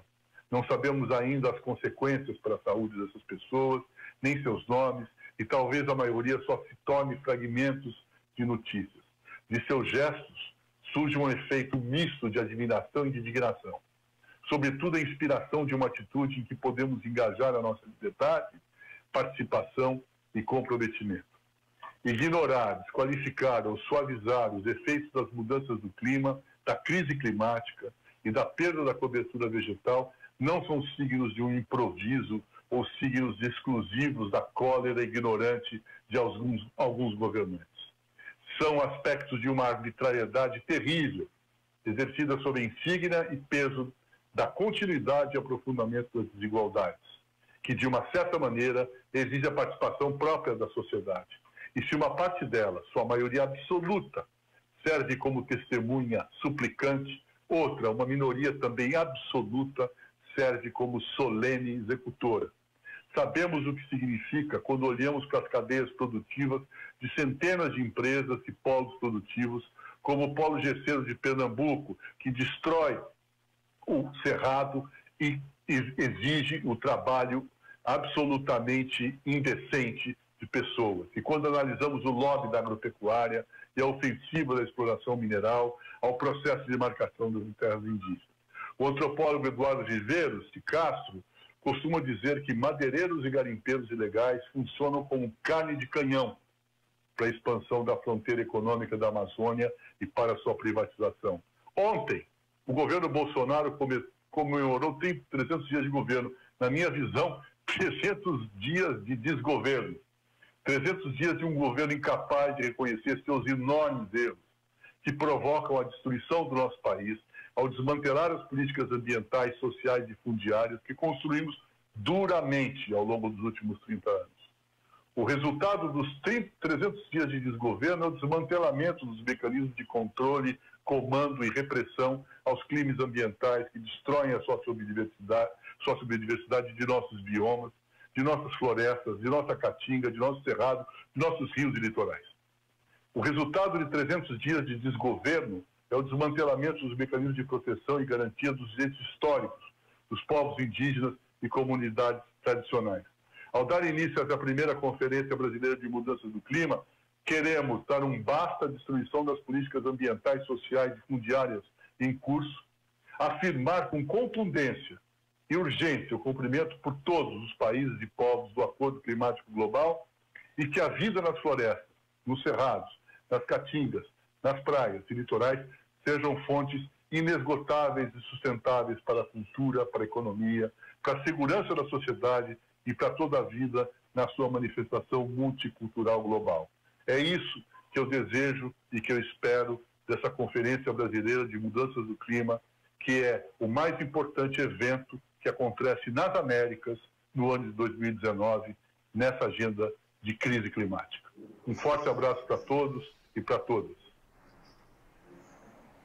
Portanto, ouvimos aí forte o Caio Magri. Forte a declaração do Caio, né, Marilô? Exatamente. Bem forte a declaração do Caio Magri, ele que é o presidente do Instituto Ethos, falou aí, deu o seu recado, deu uma perspectiva, né, do que vai acontecer aqui ao longo desses 3 dias, de hoje até sexta-feira. E outro destaque da programação aqui em Recife, que acontece daqui a pouquinho, viu, Marilobo? Logo na abertura do evento, é o painel chamado aqui Declaração de Recife, um compromisso para a descarbonização da economia brasileira, que vai contar aqui com a participação do governador de Pernambuco, Paulo Câmara, o Geraldo Júlio, que é prefeito aqui da cidade de Recife, e também da Valéria Paier, ela que é coordenadora, ela é representante da coordenação das organizações indígenas da Amazônia Brasileira. Ela também vai estar aqui daqui a pouquinho, está chegando todo mundo. E nesse painel a grande expectativa é que as autoridades assumam aqui publicamente, né, os compromissos para a redução da emissão de gases. É isso que eles vão falar, é esse recado que eles vão dar aqui. Vão pedir apoio também das entidades, dos representantes das organizações civis que vão estar aqui também para colaborar. E além aqui eles querem, é claro, falaram aqui que vão assumir, a grande expectativa é assumir também o compromisso de zerar o desmatamento ilegal que acontece aí, está em curso no nosso país. A gente tem visto tantas notícias tristes, né? A gente acompanha, a reportagem da Rádio Brasil acompanha. E eu, Marilu, é um privilégio, né? Vou ficar aqui os 3 dias acompanhando esses debates. Eu já dei uma olhada na programação, debates de alta qualidade, eu sei que vem muita coisa boa por aí. E aí é claro que eu faço o convite para os nossos ouvintes da Rádio Brasil Atual acompanhar, claro, a nossa programação. Eu vou acompanhar, vou entrar ao vivo durante a nossa programação, vem matéria boa por aí. Tudo que vai rolar por aqui a gente vai acompanhar. Tem a expectativa também das consequências do derramamento de óleo no Nordeste, né? Já são 9 estados atingidos. Ontem aí a gente teve a informação de que já atingiu ali a última praia da Bahia, chegando então na região Sudeste. É preocupante, eles vão debater, vamos ver quais os apontamentos vão sair daqui dessa conferência, Marilu. Tá certo. Vocês estão me ouvindo bem? Porque estou falando, eu não vejo se alguém está me vendo. Sim, não, estamos vendo, ouvindo, os telespectadores da TVT estão te acompanhando, os ouvintes da Rádio Brasil Atual também. Que ótimo, Naama. Então a gente aguarda aqui as suas informações diárias, né, até sexta-feira, sobre essa Conferência Brasileira de Mudança do Clima, né? Era uma prévia justamente para a Conferência do Clima, né, que seria no Chile e foi cancelado, e agora também vai ser em Madrid de 2 a 13 de dezembro. Vamos acompanhar sim com você aí, Naama. Um grande abraço e uma boa cobertura jornalística dessa conferência para você. Um grande abraço, bom trabalho para vocês. Até já. Até já. Naama Nunes, direto de Recife, Pernambuco. Você está ouvindo Jornal Brasil Atual. As notícias que os outros não dão. 8h12. Lançado nesta terça-feira pela rede Nossa São Paulo, o Mapa da Desigualdade 2019 mostra que moradores da periferia da capital paulista vivem 23 anos a menos do que os das áreas nobres. O dado é um dos 53 indicadores socioterritoriais apresentados no relatório. A repórter Maiara Paixão traz mais detalhes sobre o relatório. Há uma diferença abismal na qualidade de vida e na garantia de direitos dos habitantes de São Paulo, que apesar de morarem na mesma cidade, vivem realidades completamente diferentes. Isso é o que alerta o Mapa da Desigualdade 2019, organizado pela rede Nossa São Paulo e lançado nesta terça-feira, dia 5 de novembro. O estudo, publicado anualmente desde 2012, analisa 53 índices de várias áreas da administração pública nos 96 distritos da capital e determina o nível de desigualdade entre eles por meio de uma comparação entre o melhor e o pior indicador. Na cidade de Tiradentes, por exemplo, extremo leste de São Paulo, em 2018, a média de idade com que as pessoas morreram foi de 57 anos. Já em Moema, sofisticado bairro da Zona Sul, a média ficou em 80 anos, uma diferença de 23 anos em 2 distritos relativamente próximos. A coordenadora da rede Nossa São Paulo, Carolina Guimarães, responsável pela elaboração do mapa, afirma se tratar de uma perda muito complexa e que envolve muitas variáveis. Guimarães ressalta a importância de acompanhar tais dados para que se entenda quais são as diferenças socioterritoriais da cidade de São Paulo com clareza. Esses dados eles têm uma possibilidade de conscientizar as pessoas do que lhes falta como um direito que todos temos, né? Esse mapa mostra que, apesar de termos muitos direitos garantidos na Constituição e no Arcabouço Legal de São Paulo, a gente não tem esses direitos garantidos no território. Ainda de acordo com o levantamento, a presença da população negra e parda nas diferentes regiões da cidade também é muito desigual. Enquanto no bairro Jardim Ângela 60% dos moradores são negros e pardos, o índice cai para 5,8% em Moema. O mapa traz ainda dados sobre a oferta de trabalho formal na capital paulista. Neste índice, novamente a cidade de Tiradentes apresentou o pior número entre todos os bairros. Apenas 0,2% dos trabalhadores que moram na localidade possuem vínculo trabalhista formalizado. A pedagoga Cristiane Lima, moradora do bairro, conta que a situação piorou nos últimos anos. Se você andar na cidade de Tiradentes, se você tiver possibilidade de andar, você anda o tanto de barraquinha que tem hoje, de trabalho informal aqui. tanto de diarista que tem, tanto de gente que trabalha de fato sem registro. Assim. Então, se conversando aqui na rua, você conversa com um monte de gente que não está mais trabalhando formal. A taxa média de emprego formal na cidade de São Paulo é de 5,2% para a população em idade ativa. Na Barra Funda, bairro da região oeste, o indicador chega a 59,2%. Todas as informações sistematizadas pelo mapa são oficiais e foram disponibilizadas pelas secretarias do município por meio da Assessoria de Comunicação ou da LAI, a Lei de Acesso à Informação. De São Paulo, da Rádio Brasil de Fato, com reportagem de Luz Sudré, Maiara Paixão. Rádio Brasil Atual.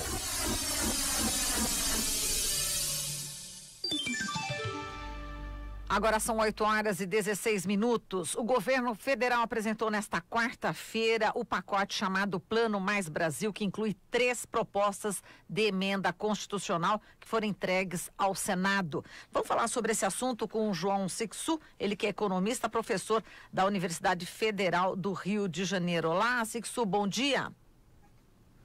Bom dia ouvinte, bom dia telespectadores.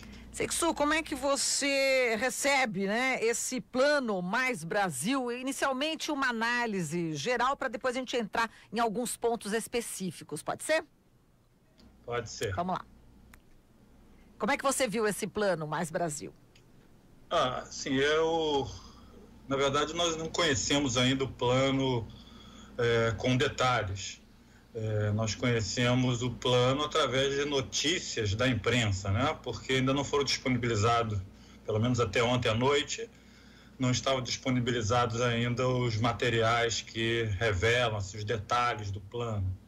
É um pacotão econômico, onde o diagnóstico central é de que o problema do Brasil é o endividamento do governo. Mas me parece que o diagnóstico está um tanto quanto equivocado. O maior problema do Brasil é o desemprego. E no noticiário a respeito desse pacote, eu não vi uma vez sequer a palavra desemprego citada. Portanto, isso para mim me parece que é a primeira questão e mais importante.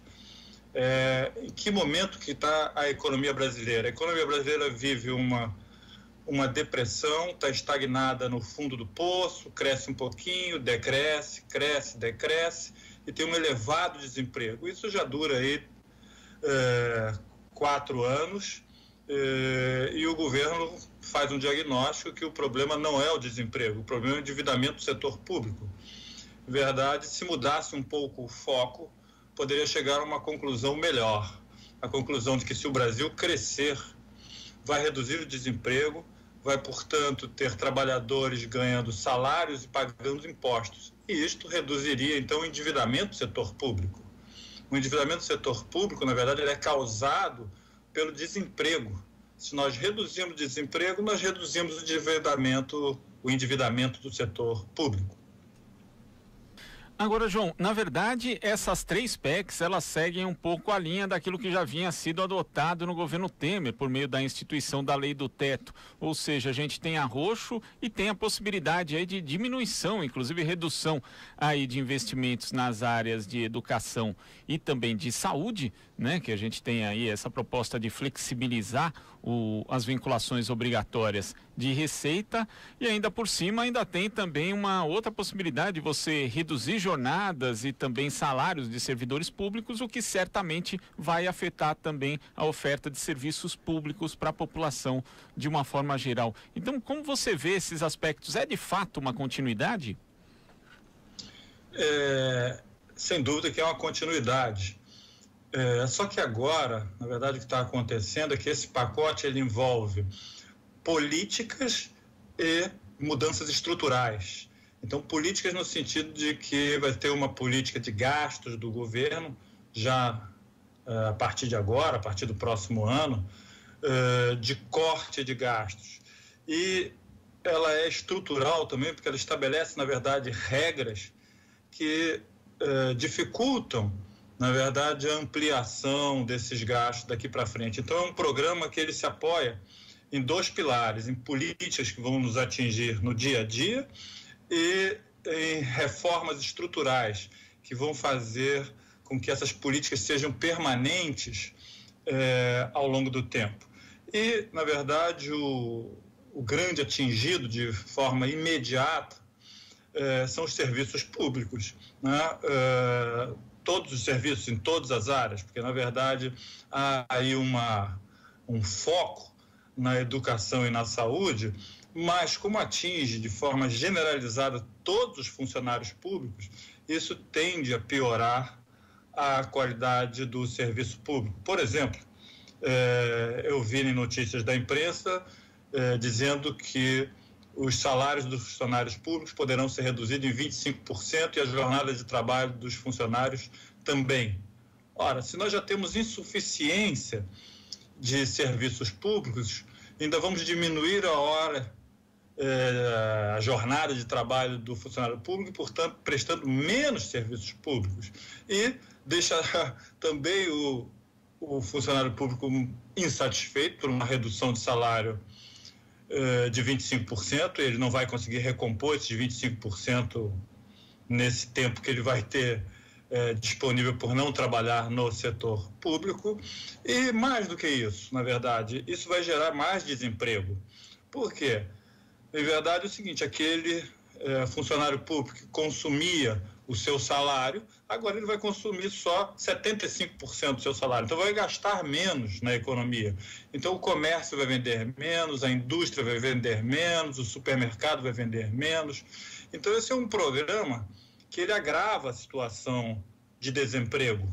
Como eu já mencionei, a nossa solução deveria ser buscar ativar o emprego para reduzir o déficit público, os problemas orçamentários do governo. Então, enquanto o governo tiver este foco voltado para olhar de uma forma contábil as contas públicas e não de uma forma social e mais também econômica, no sentido de reduzir o desemprego, acho que esses pacotes, na verdade, eles tendem a agravar a situação e fazer regras que mantenham essa situação de forma indefinida. Não é à toa que nós, na prática, já temos tido essa situação nos últimos 4 anos, a situação não se resolve. O desemprego continua elevado e a economia não cresce, o investimento público e privado são baixíssimos. Então, a situação diria de bastante pessimismo, mas não porque eu seja um pessimismo, é porque a situação é péssima. É a realidade, né, Sixu? A gente está vendo aqui o estado de emergência fiscal, né, que prevê a criação desse termo, estado de emergência fiscal, e que, inclusive, proíbe fazer concurso. Quer dizer, entre outras coisas, né? E a gente percebe que os mais pobres deverão também ser os mais afetados. Quer dizer, não só os funcionários públicos, mas também quem depende do serviço público, né? Da saúde, da educação, que já está caótica, né? Essa situação já é dramática e deverá ficar pior ainda, não é isso, Sixu? Exato. Tem a redução, conforme mencionei, da jornada de trabalho do funcionário público, tem a redução de seus salários, o que vai trazer desmotivação. E existem também regras que proíbe qualquer tipo de promoção, progressão dos servidores públicos. Então, por exemplo, chegou a hora agora de você ser promovido porque você trabalhou e porque você tem méritos, isso está suspenso. Ficará suspenso por 2 anos, mas a gente sabe muito bem, a gente conhece essas regras. Daqui a 2 anos eles renovam a regra por mais 2 anos. Eu sou funcionário público, sou professor da UFRJ e durante 8 anos no governo Fernando Henrique Cardoso eu tive o meu salário congelado, inclusive depois da vírgula, os centavos. Eu recebi durante 8 anos o mesmo salário. Então, essa proposta, que ela tem um rótulo de emergencial e que há promessas de que ela vigorará por 2 anos, na verdade, isso não tem credibilidade. A tendência é de uma renovação, como aconteceu no Fernando Henrique Cardoso. Durante 8 anos, o mesmo salário. Agora é pior, porque agora você não pode nem ter promoção ou progressão, não é reajuste salarial. A promoção está proibida, a progressão está proibida no serviço público. Então você não tem nenhuma forma de ter um aumento, ainda que seja por mérito e não seja por reajuste dado pelo governo. Então você trabalhou, fez o mérito da sua carreira e não tem como contrapartida aquilo que você ofereceu. Então isso cria um clima geral de desmotivação do serviço público e de qualidade e de queda da qualidade do serviço oferecido da população, principalmente aí são nas áreas mais demandadas, são as áreas de saúde e educação.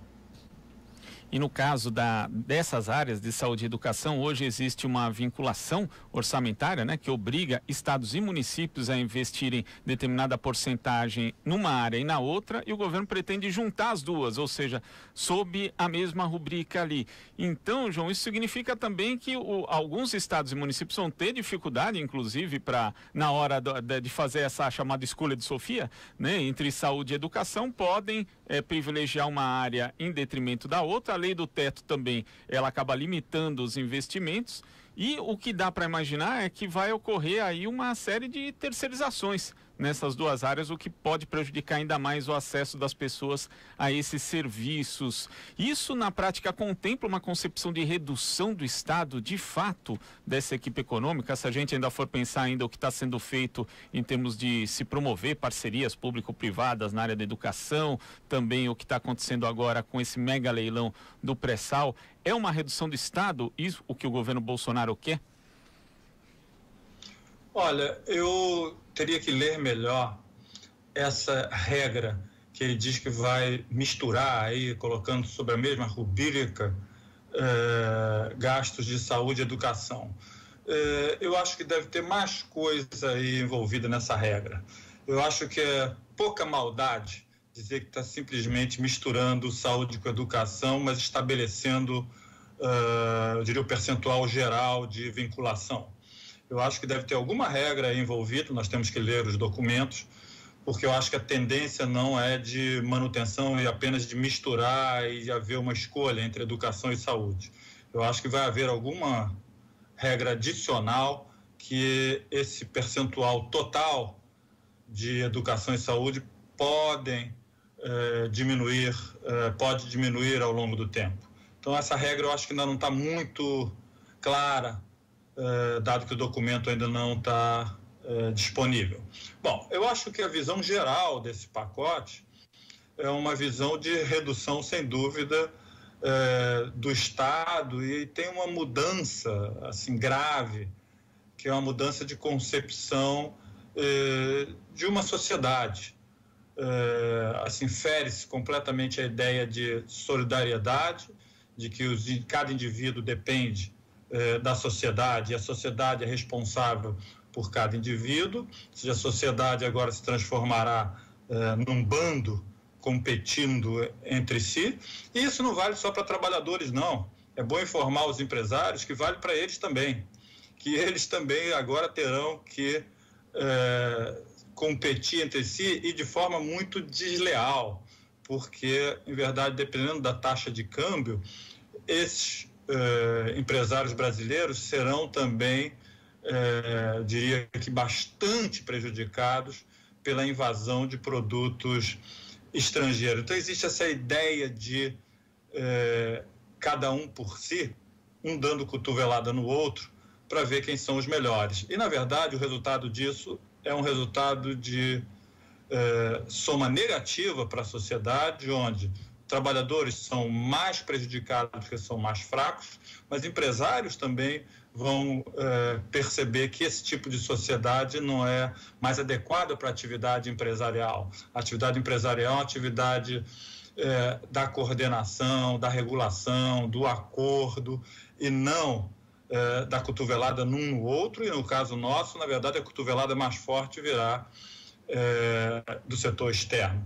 E, na verdade, existe a concepção de definhamento, destruição do Estado, porque se imagina que esses serviços que a sociedade tanto deseja, porque isso representa igualdade de oportunidades, que é ter saúde, educação para todos, de boa qualidade, com cobertura universal, isso possa ser feito pelo setor privado.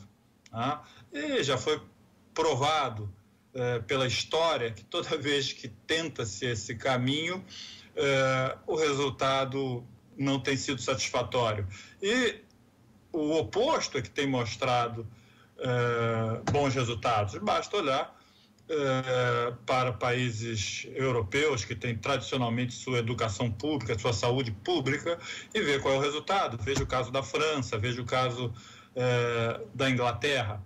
Então, se imaginar que 200 milhões de brasileiros possam ter plano de saúde, estudar em escolas particulares e universidades particulares, isso não é concebível, e isso são atividades que não devem ser movidas pelo lucro, e sim pela satisfação dos cidadãos. Então, eu diria que saúde, educação e outros serviços também, mas eu estou centrando nesse, são essencialmente serviços que devem ser prestados sem a vontade, o desejo, a ganância do lucro, mas sim buscando se dar satisfação aos cidadãos para que eles tenham igualdade de oportunidade e possam viver bem e feliz numa sociedade tal como nós vivemos. A gente está falando de funcionalismo público e vamos tocar um pouquinho só no final aqui da nossa conversa, Sixu, com relação à estabilidade.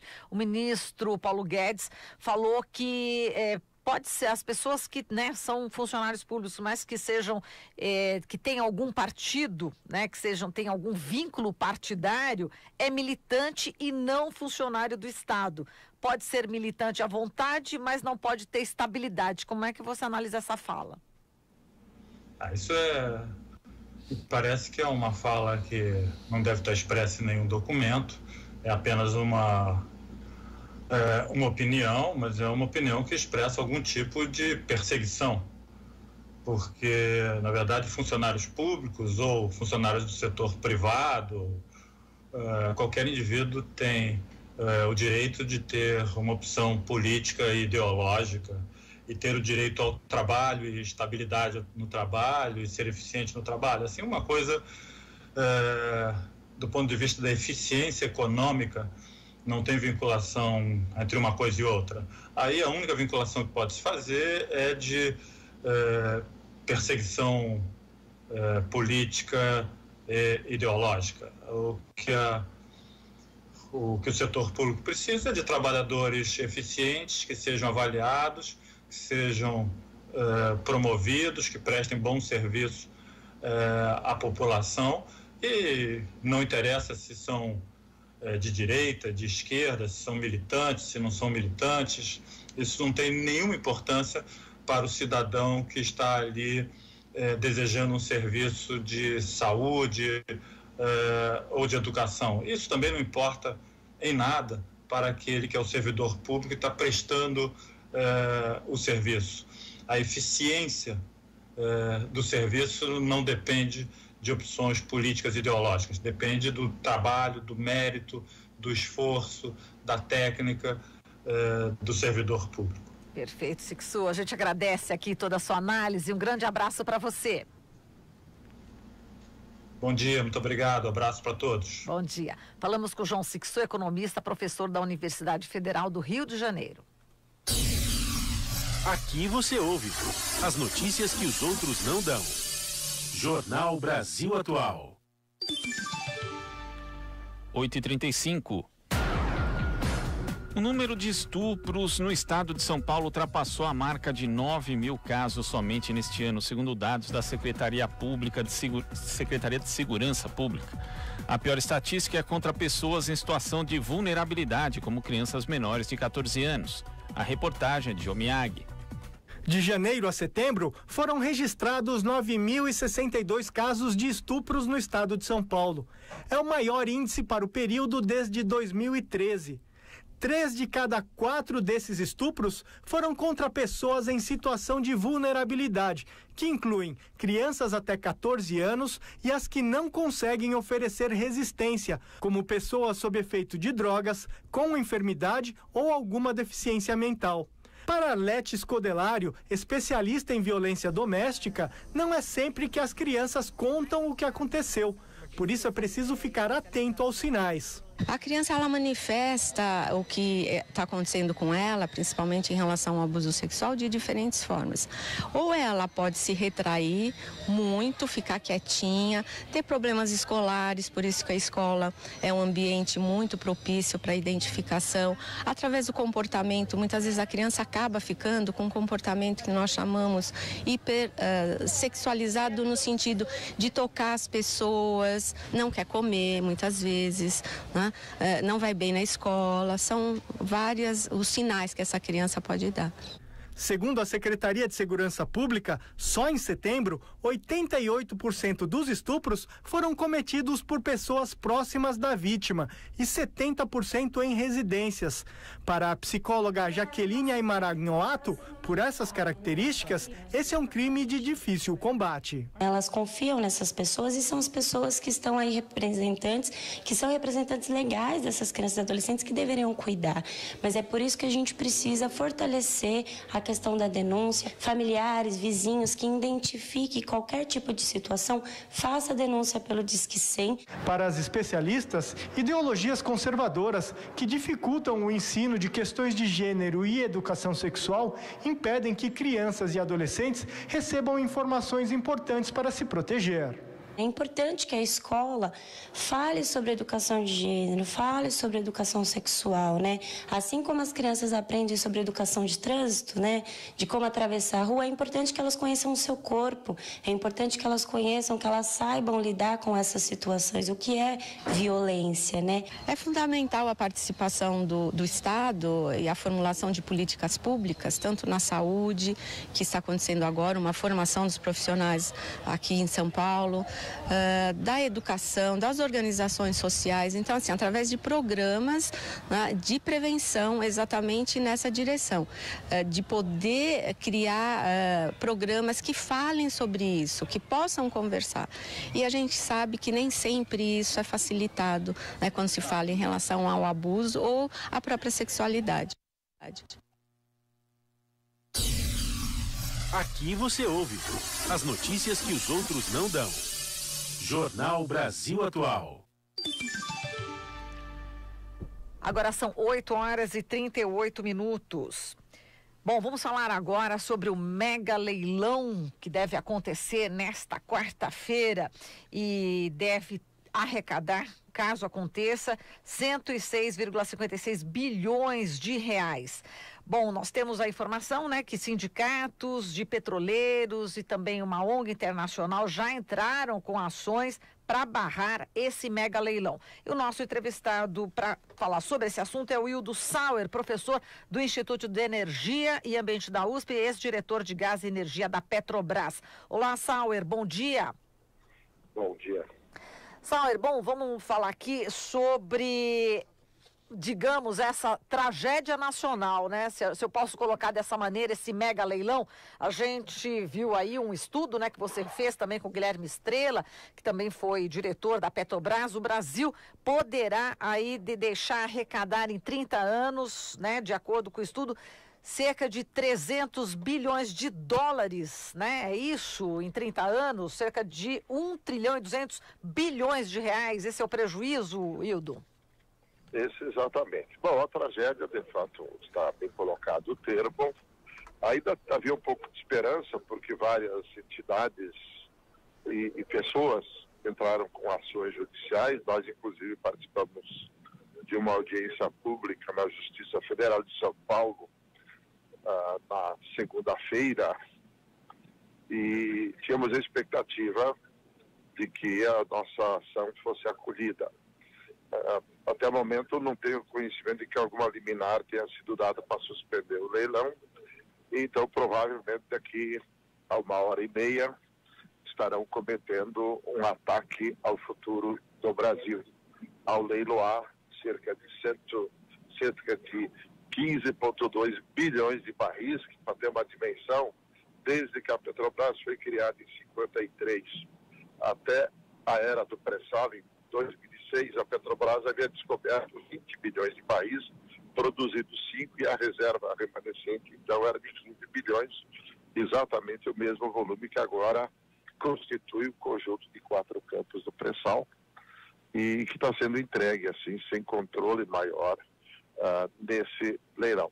É interessante notar o fanismo com que os meios de comunicação, inclusive mentirosos.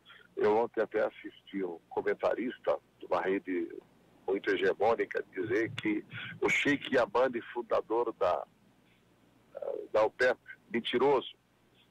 O Sheikh Yamani foi ministro de energia em Minas da Arábia Saudita, mas não foi fundador, a OPEP foi fundada em 60. E todo o resto que ele disse, a outra mentira de que o petróleo vai perder seu valor brevemente, então tem que exaurir o máximo para obter algum dinheiro. Tudo mentira para enganar o povo brasileiro. A verdade é outra. A verdade é a seguinte: esses 15 bilhões de barris de petróleo, se produzidos com a diferença, como está hoje, $60 o preço do barril, custo menor que 10, dá uma diferença de $50 por barril, vezes 15 bilhões, são 750 bilhões de dólares, o que vale 3 trilhões de reais. Descontados os custos de produção e outros, os investimentos, os juros, o financiamento e tal, sobram no mínimo de 1 trilhão e 200 bilhões a 1 trilhão e meio de reais. Isso é patrimônio que pertence ao povo brasileiro. A Constituição diz que os recursos do subsolo são da população. E isso deveria, então, para resgatar a enorme dívida que nós temos aí na área de educação pública, saúde pública, reforma urbana, reforma agrária, investimento em ciência e tecnologia, investimento para uma transição energética, para daí sim, no futuro, talvez a era do petróleo poder ser superada, o que não está no horizonte neste momento. E é outra coisa, quando se anuncia que é o maior leilão do mundo, a pergunta é: por que os outros não fazem esse tipo de coisa? Será que só nós temos a inteligência total de sermos únicos do mundo de fazer esse tipo de coisa? Não.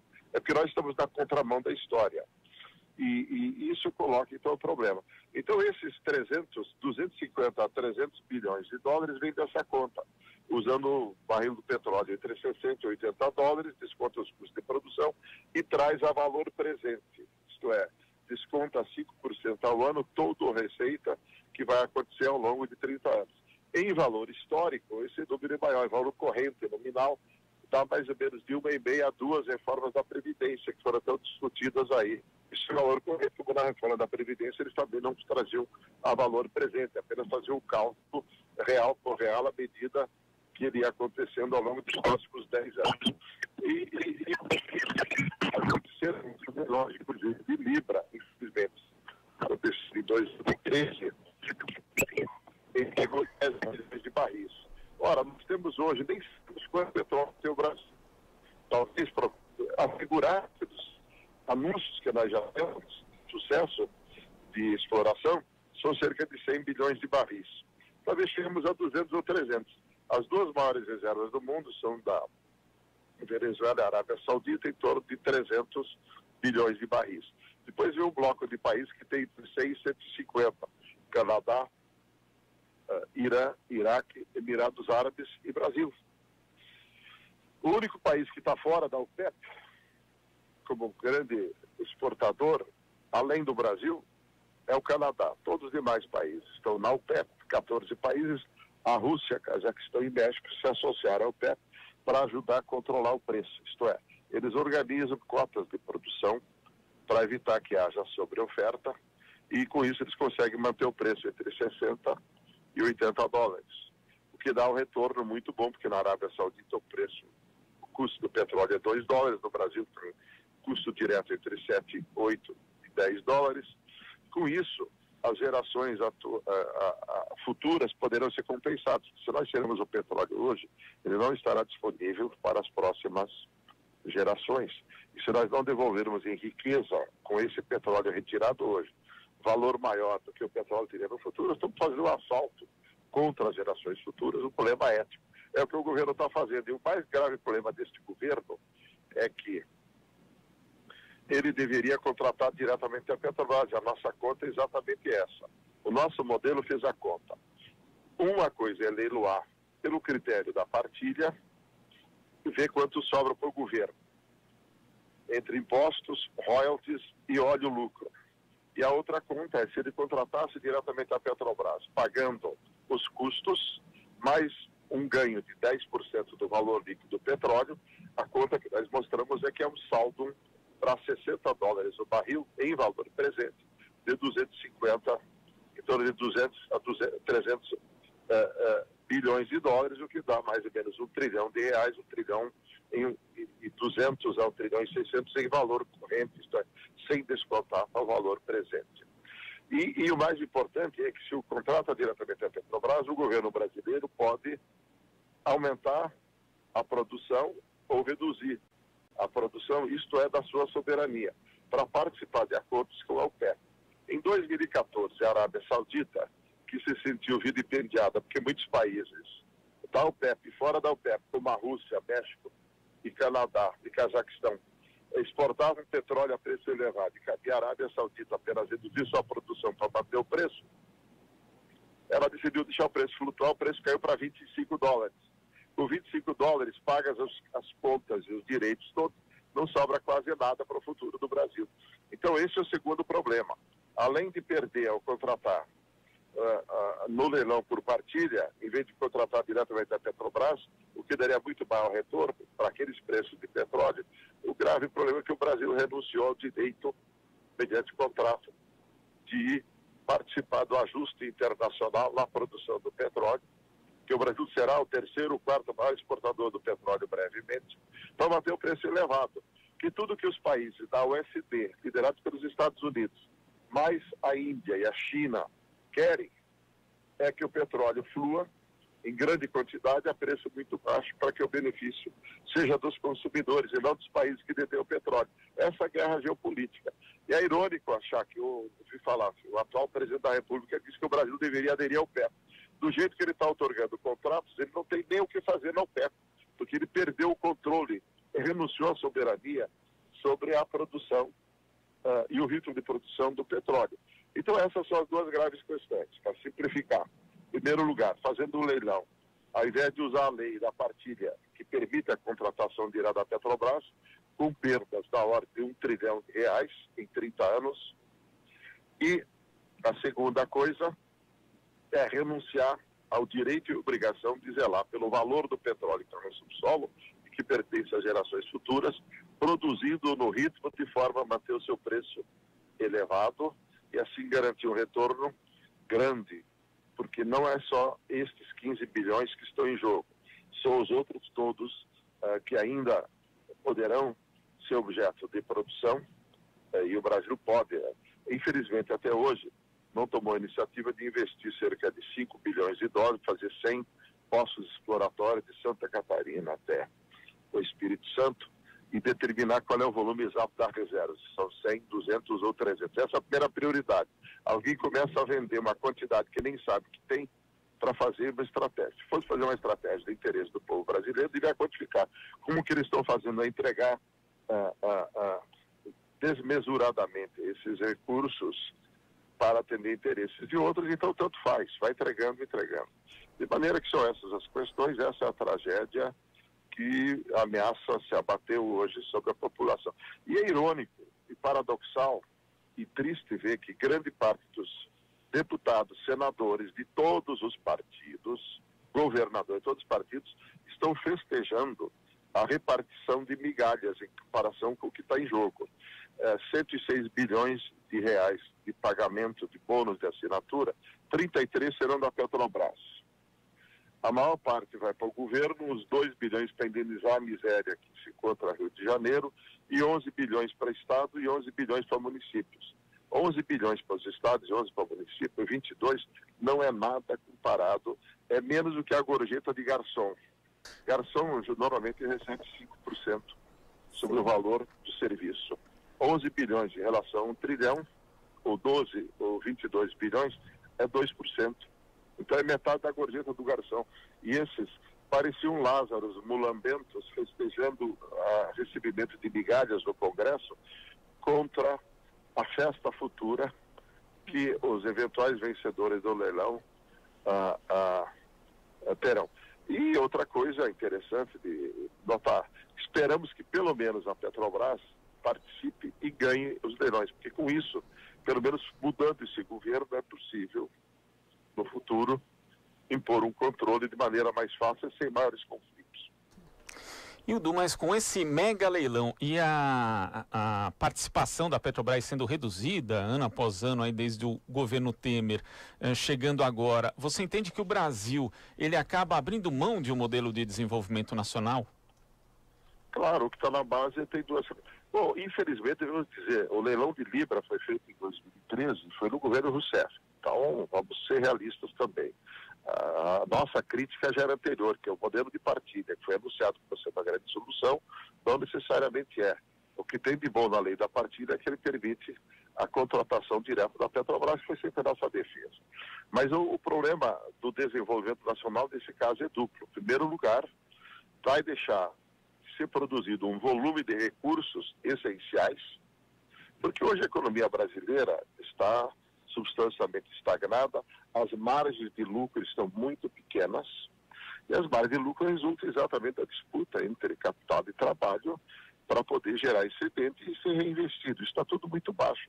Só alguns setores que estão produzindo excedente maior. Isso é a diferença entre o custo de produzir e o valor oferido na venda.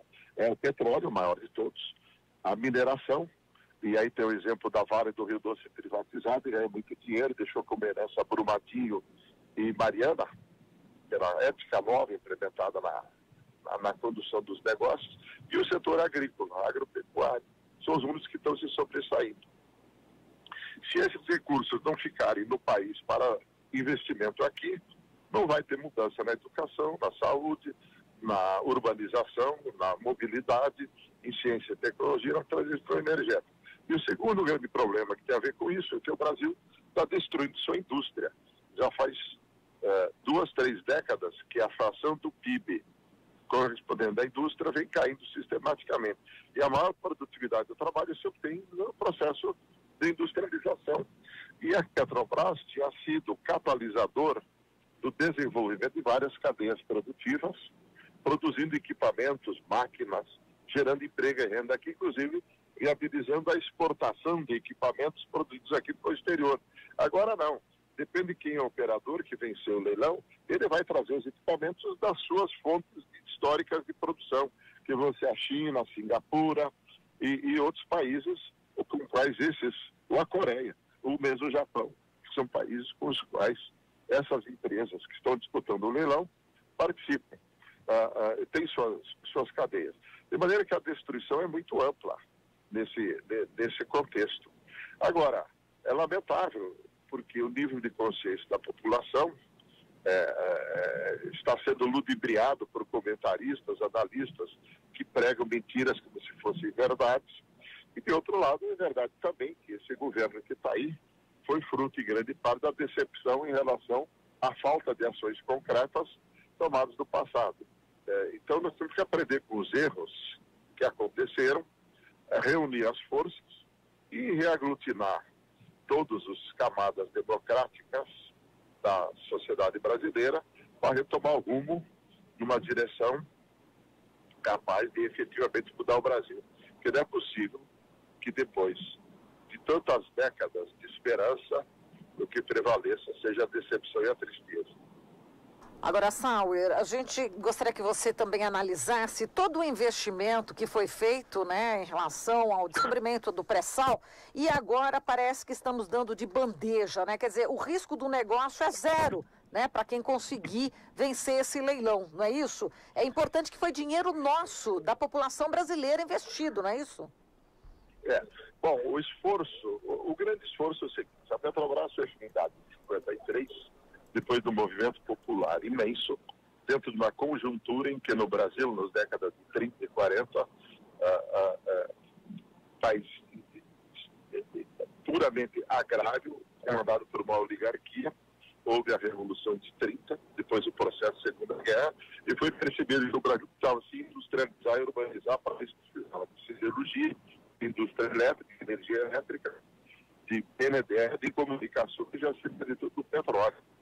O movimento popular levou a criação da Petrobras. Isso fez com que nós criássemos talvez a maior realização histórica do povo brasileiro, que é a capacidade de compreender a natureza, de interpretá-la, né, da geofísica e da geologia, de construir em engenharia projeto em articulação com as universidades e com as empresas brasileiras e internacionais para descobrir o petróleo do pós-sal, que levou à autossuficiência, e depois formular o modelo que foi feito na nossa direção.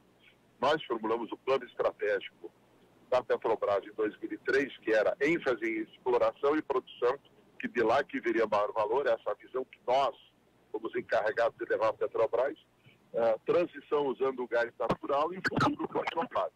E o diretor Estrela conta o trabalho de liderar a equipe de exploração e produção, que teve o sucesso de encontrar o pré-sal, de maneira que isso é fruto do investimento e do histórico da população brasileira. E a gente acha que teve um probleminha, você estava falando, né, que exatamente é um investimento da população brasileira, não é isso? Esse estudo, tudo isso que aconteceu no pré-sal, que você estava, inclusive, como diretor na Petrobras. Vamos ver se agora a gente consegue retomar, que caiu a ligação. Realmente agora caiu mesmo. Infelizmente, a gente vai ter que interromper, né, essa entrevista com o Ildo Sauro, já que ele estava por telefone e a gente acredita que em movimento, né, um veículo em movimento, e o que foi possível, essa fala dele, e vamos ver se, enfim, conseguimos conversar com ele depois, né? Acho que agora já também estamos no final do Jornal Brasil Atual. Infelizmente, a gente não pode ter a conclusão aqui da fala do Ildo Sauro, mas nós falamos com o Ildo Sauro, professor do Instituto de Energia e Ambiente da USP e ex-diretor de Gás e Energia da Petrobras. Você sintoniza Rádio Brasil Atual. 102,7 Noroeste Paulista, 93,3 Litoral Paulista, 98,9 São Paulo.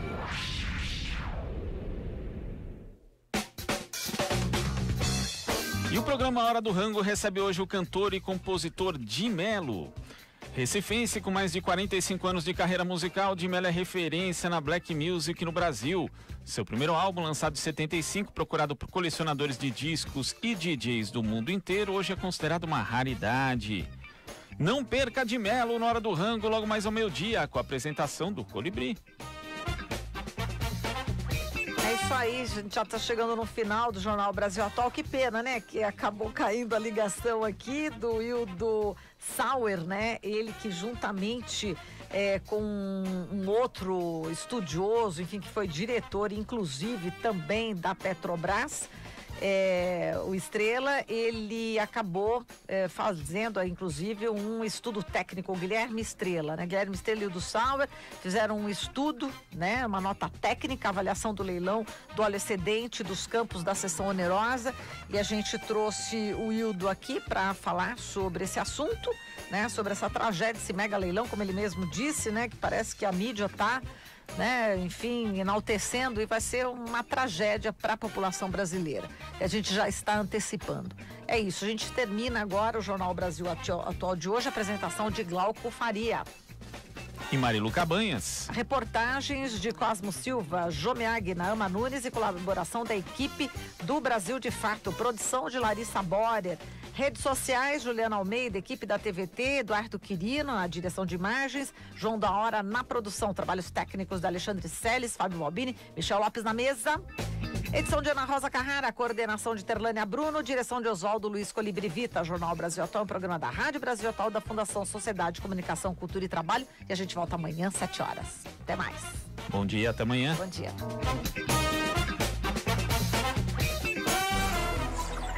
Você acabou de ouvir Jornal Brasil Atual. Movimentos sociais, política, direitos humanos, economia, mundo do trabalho, cultura e prestação de serviço. Jornal Brasil Atual. As notícias que os outros não dão.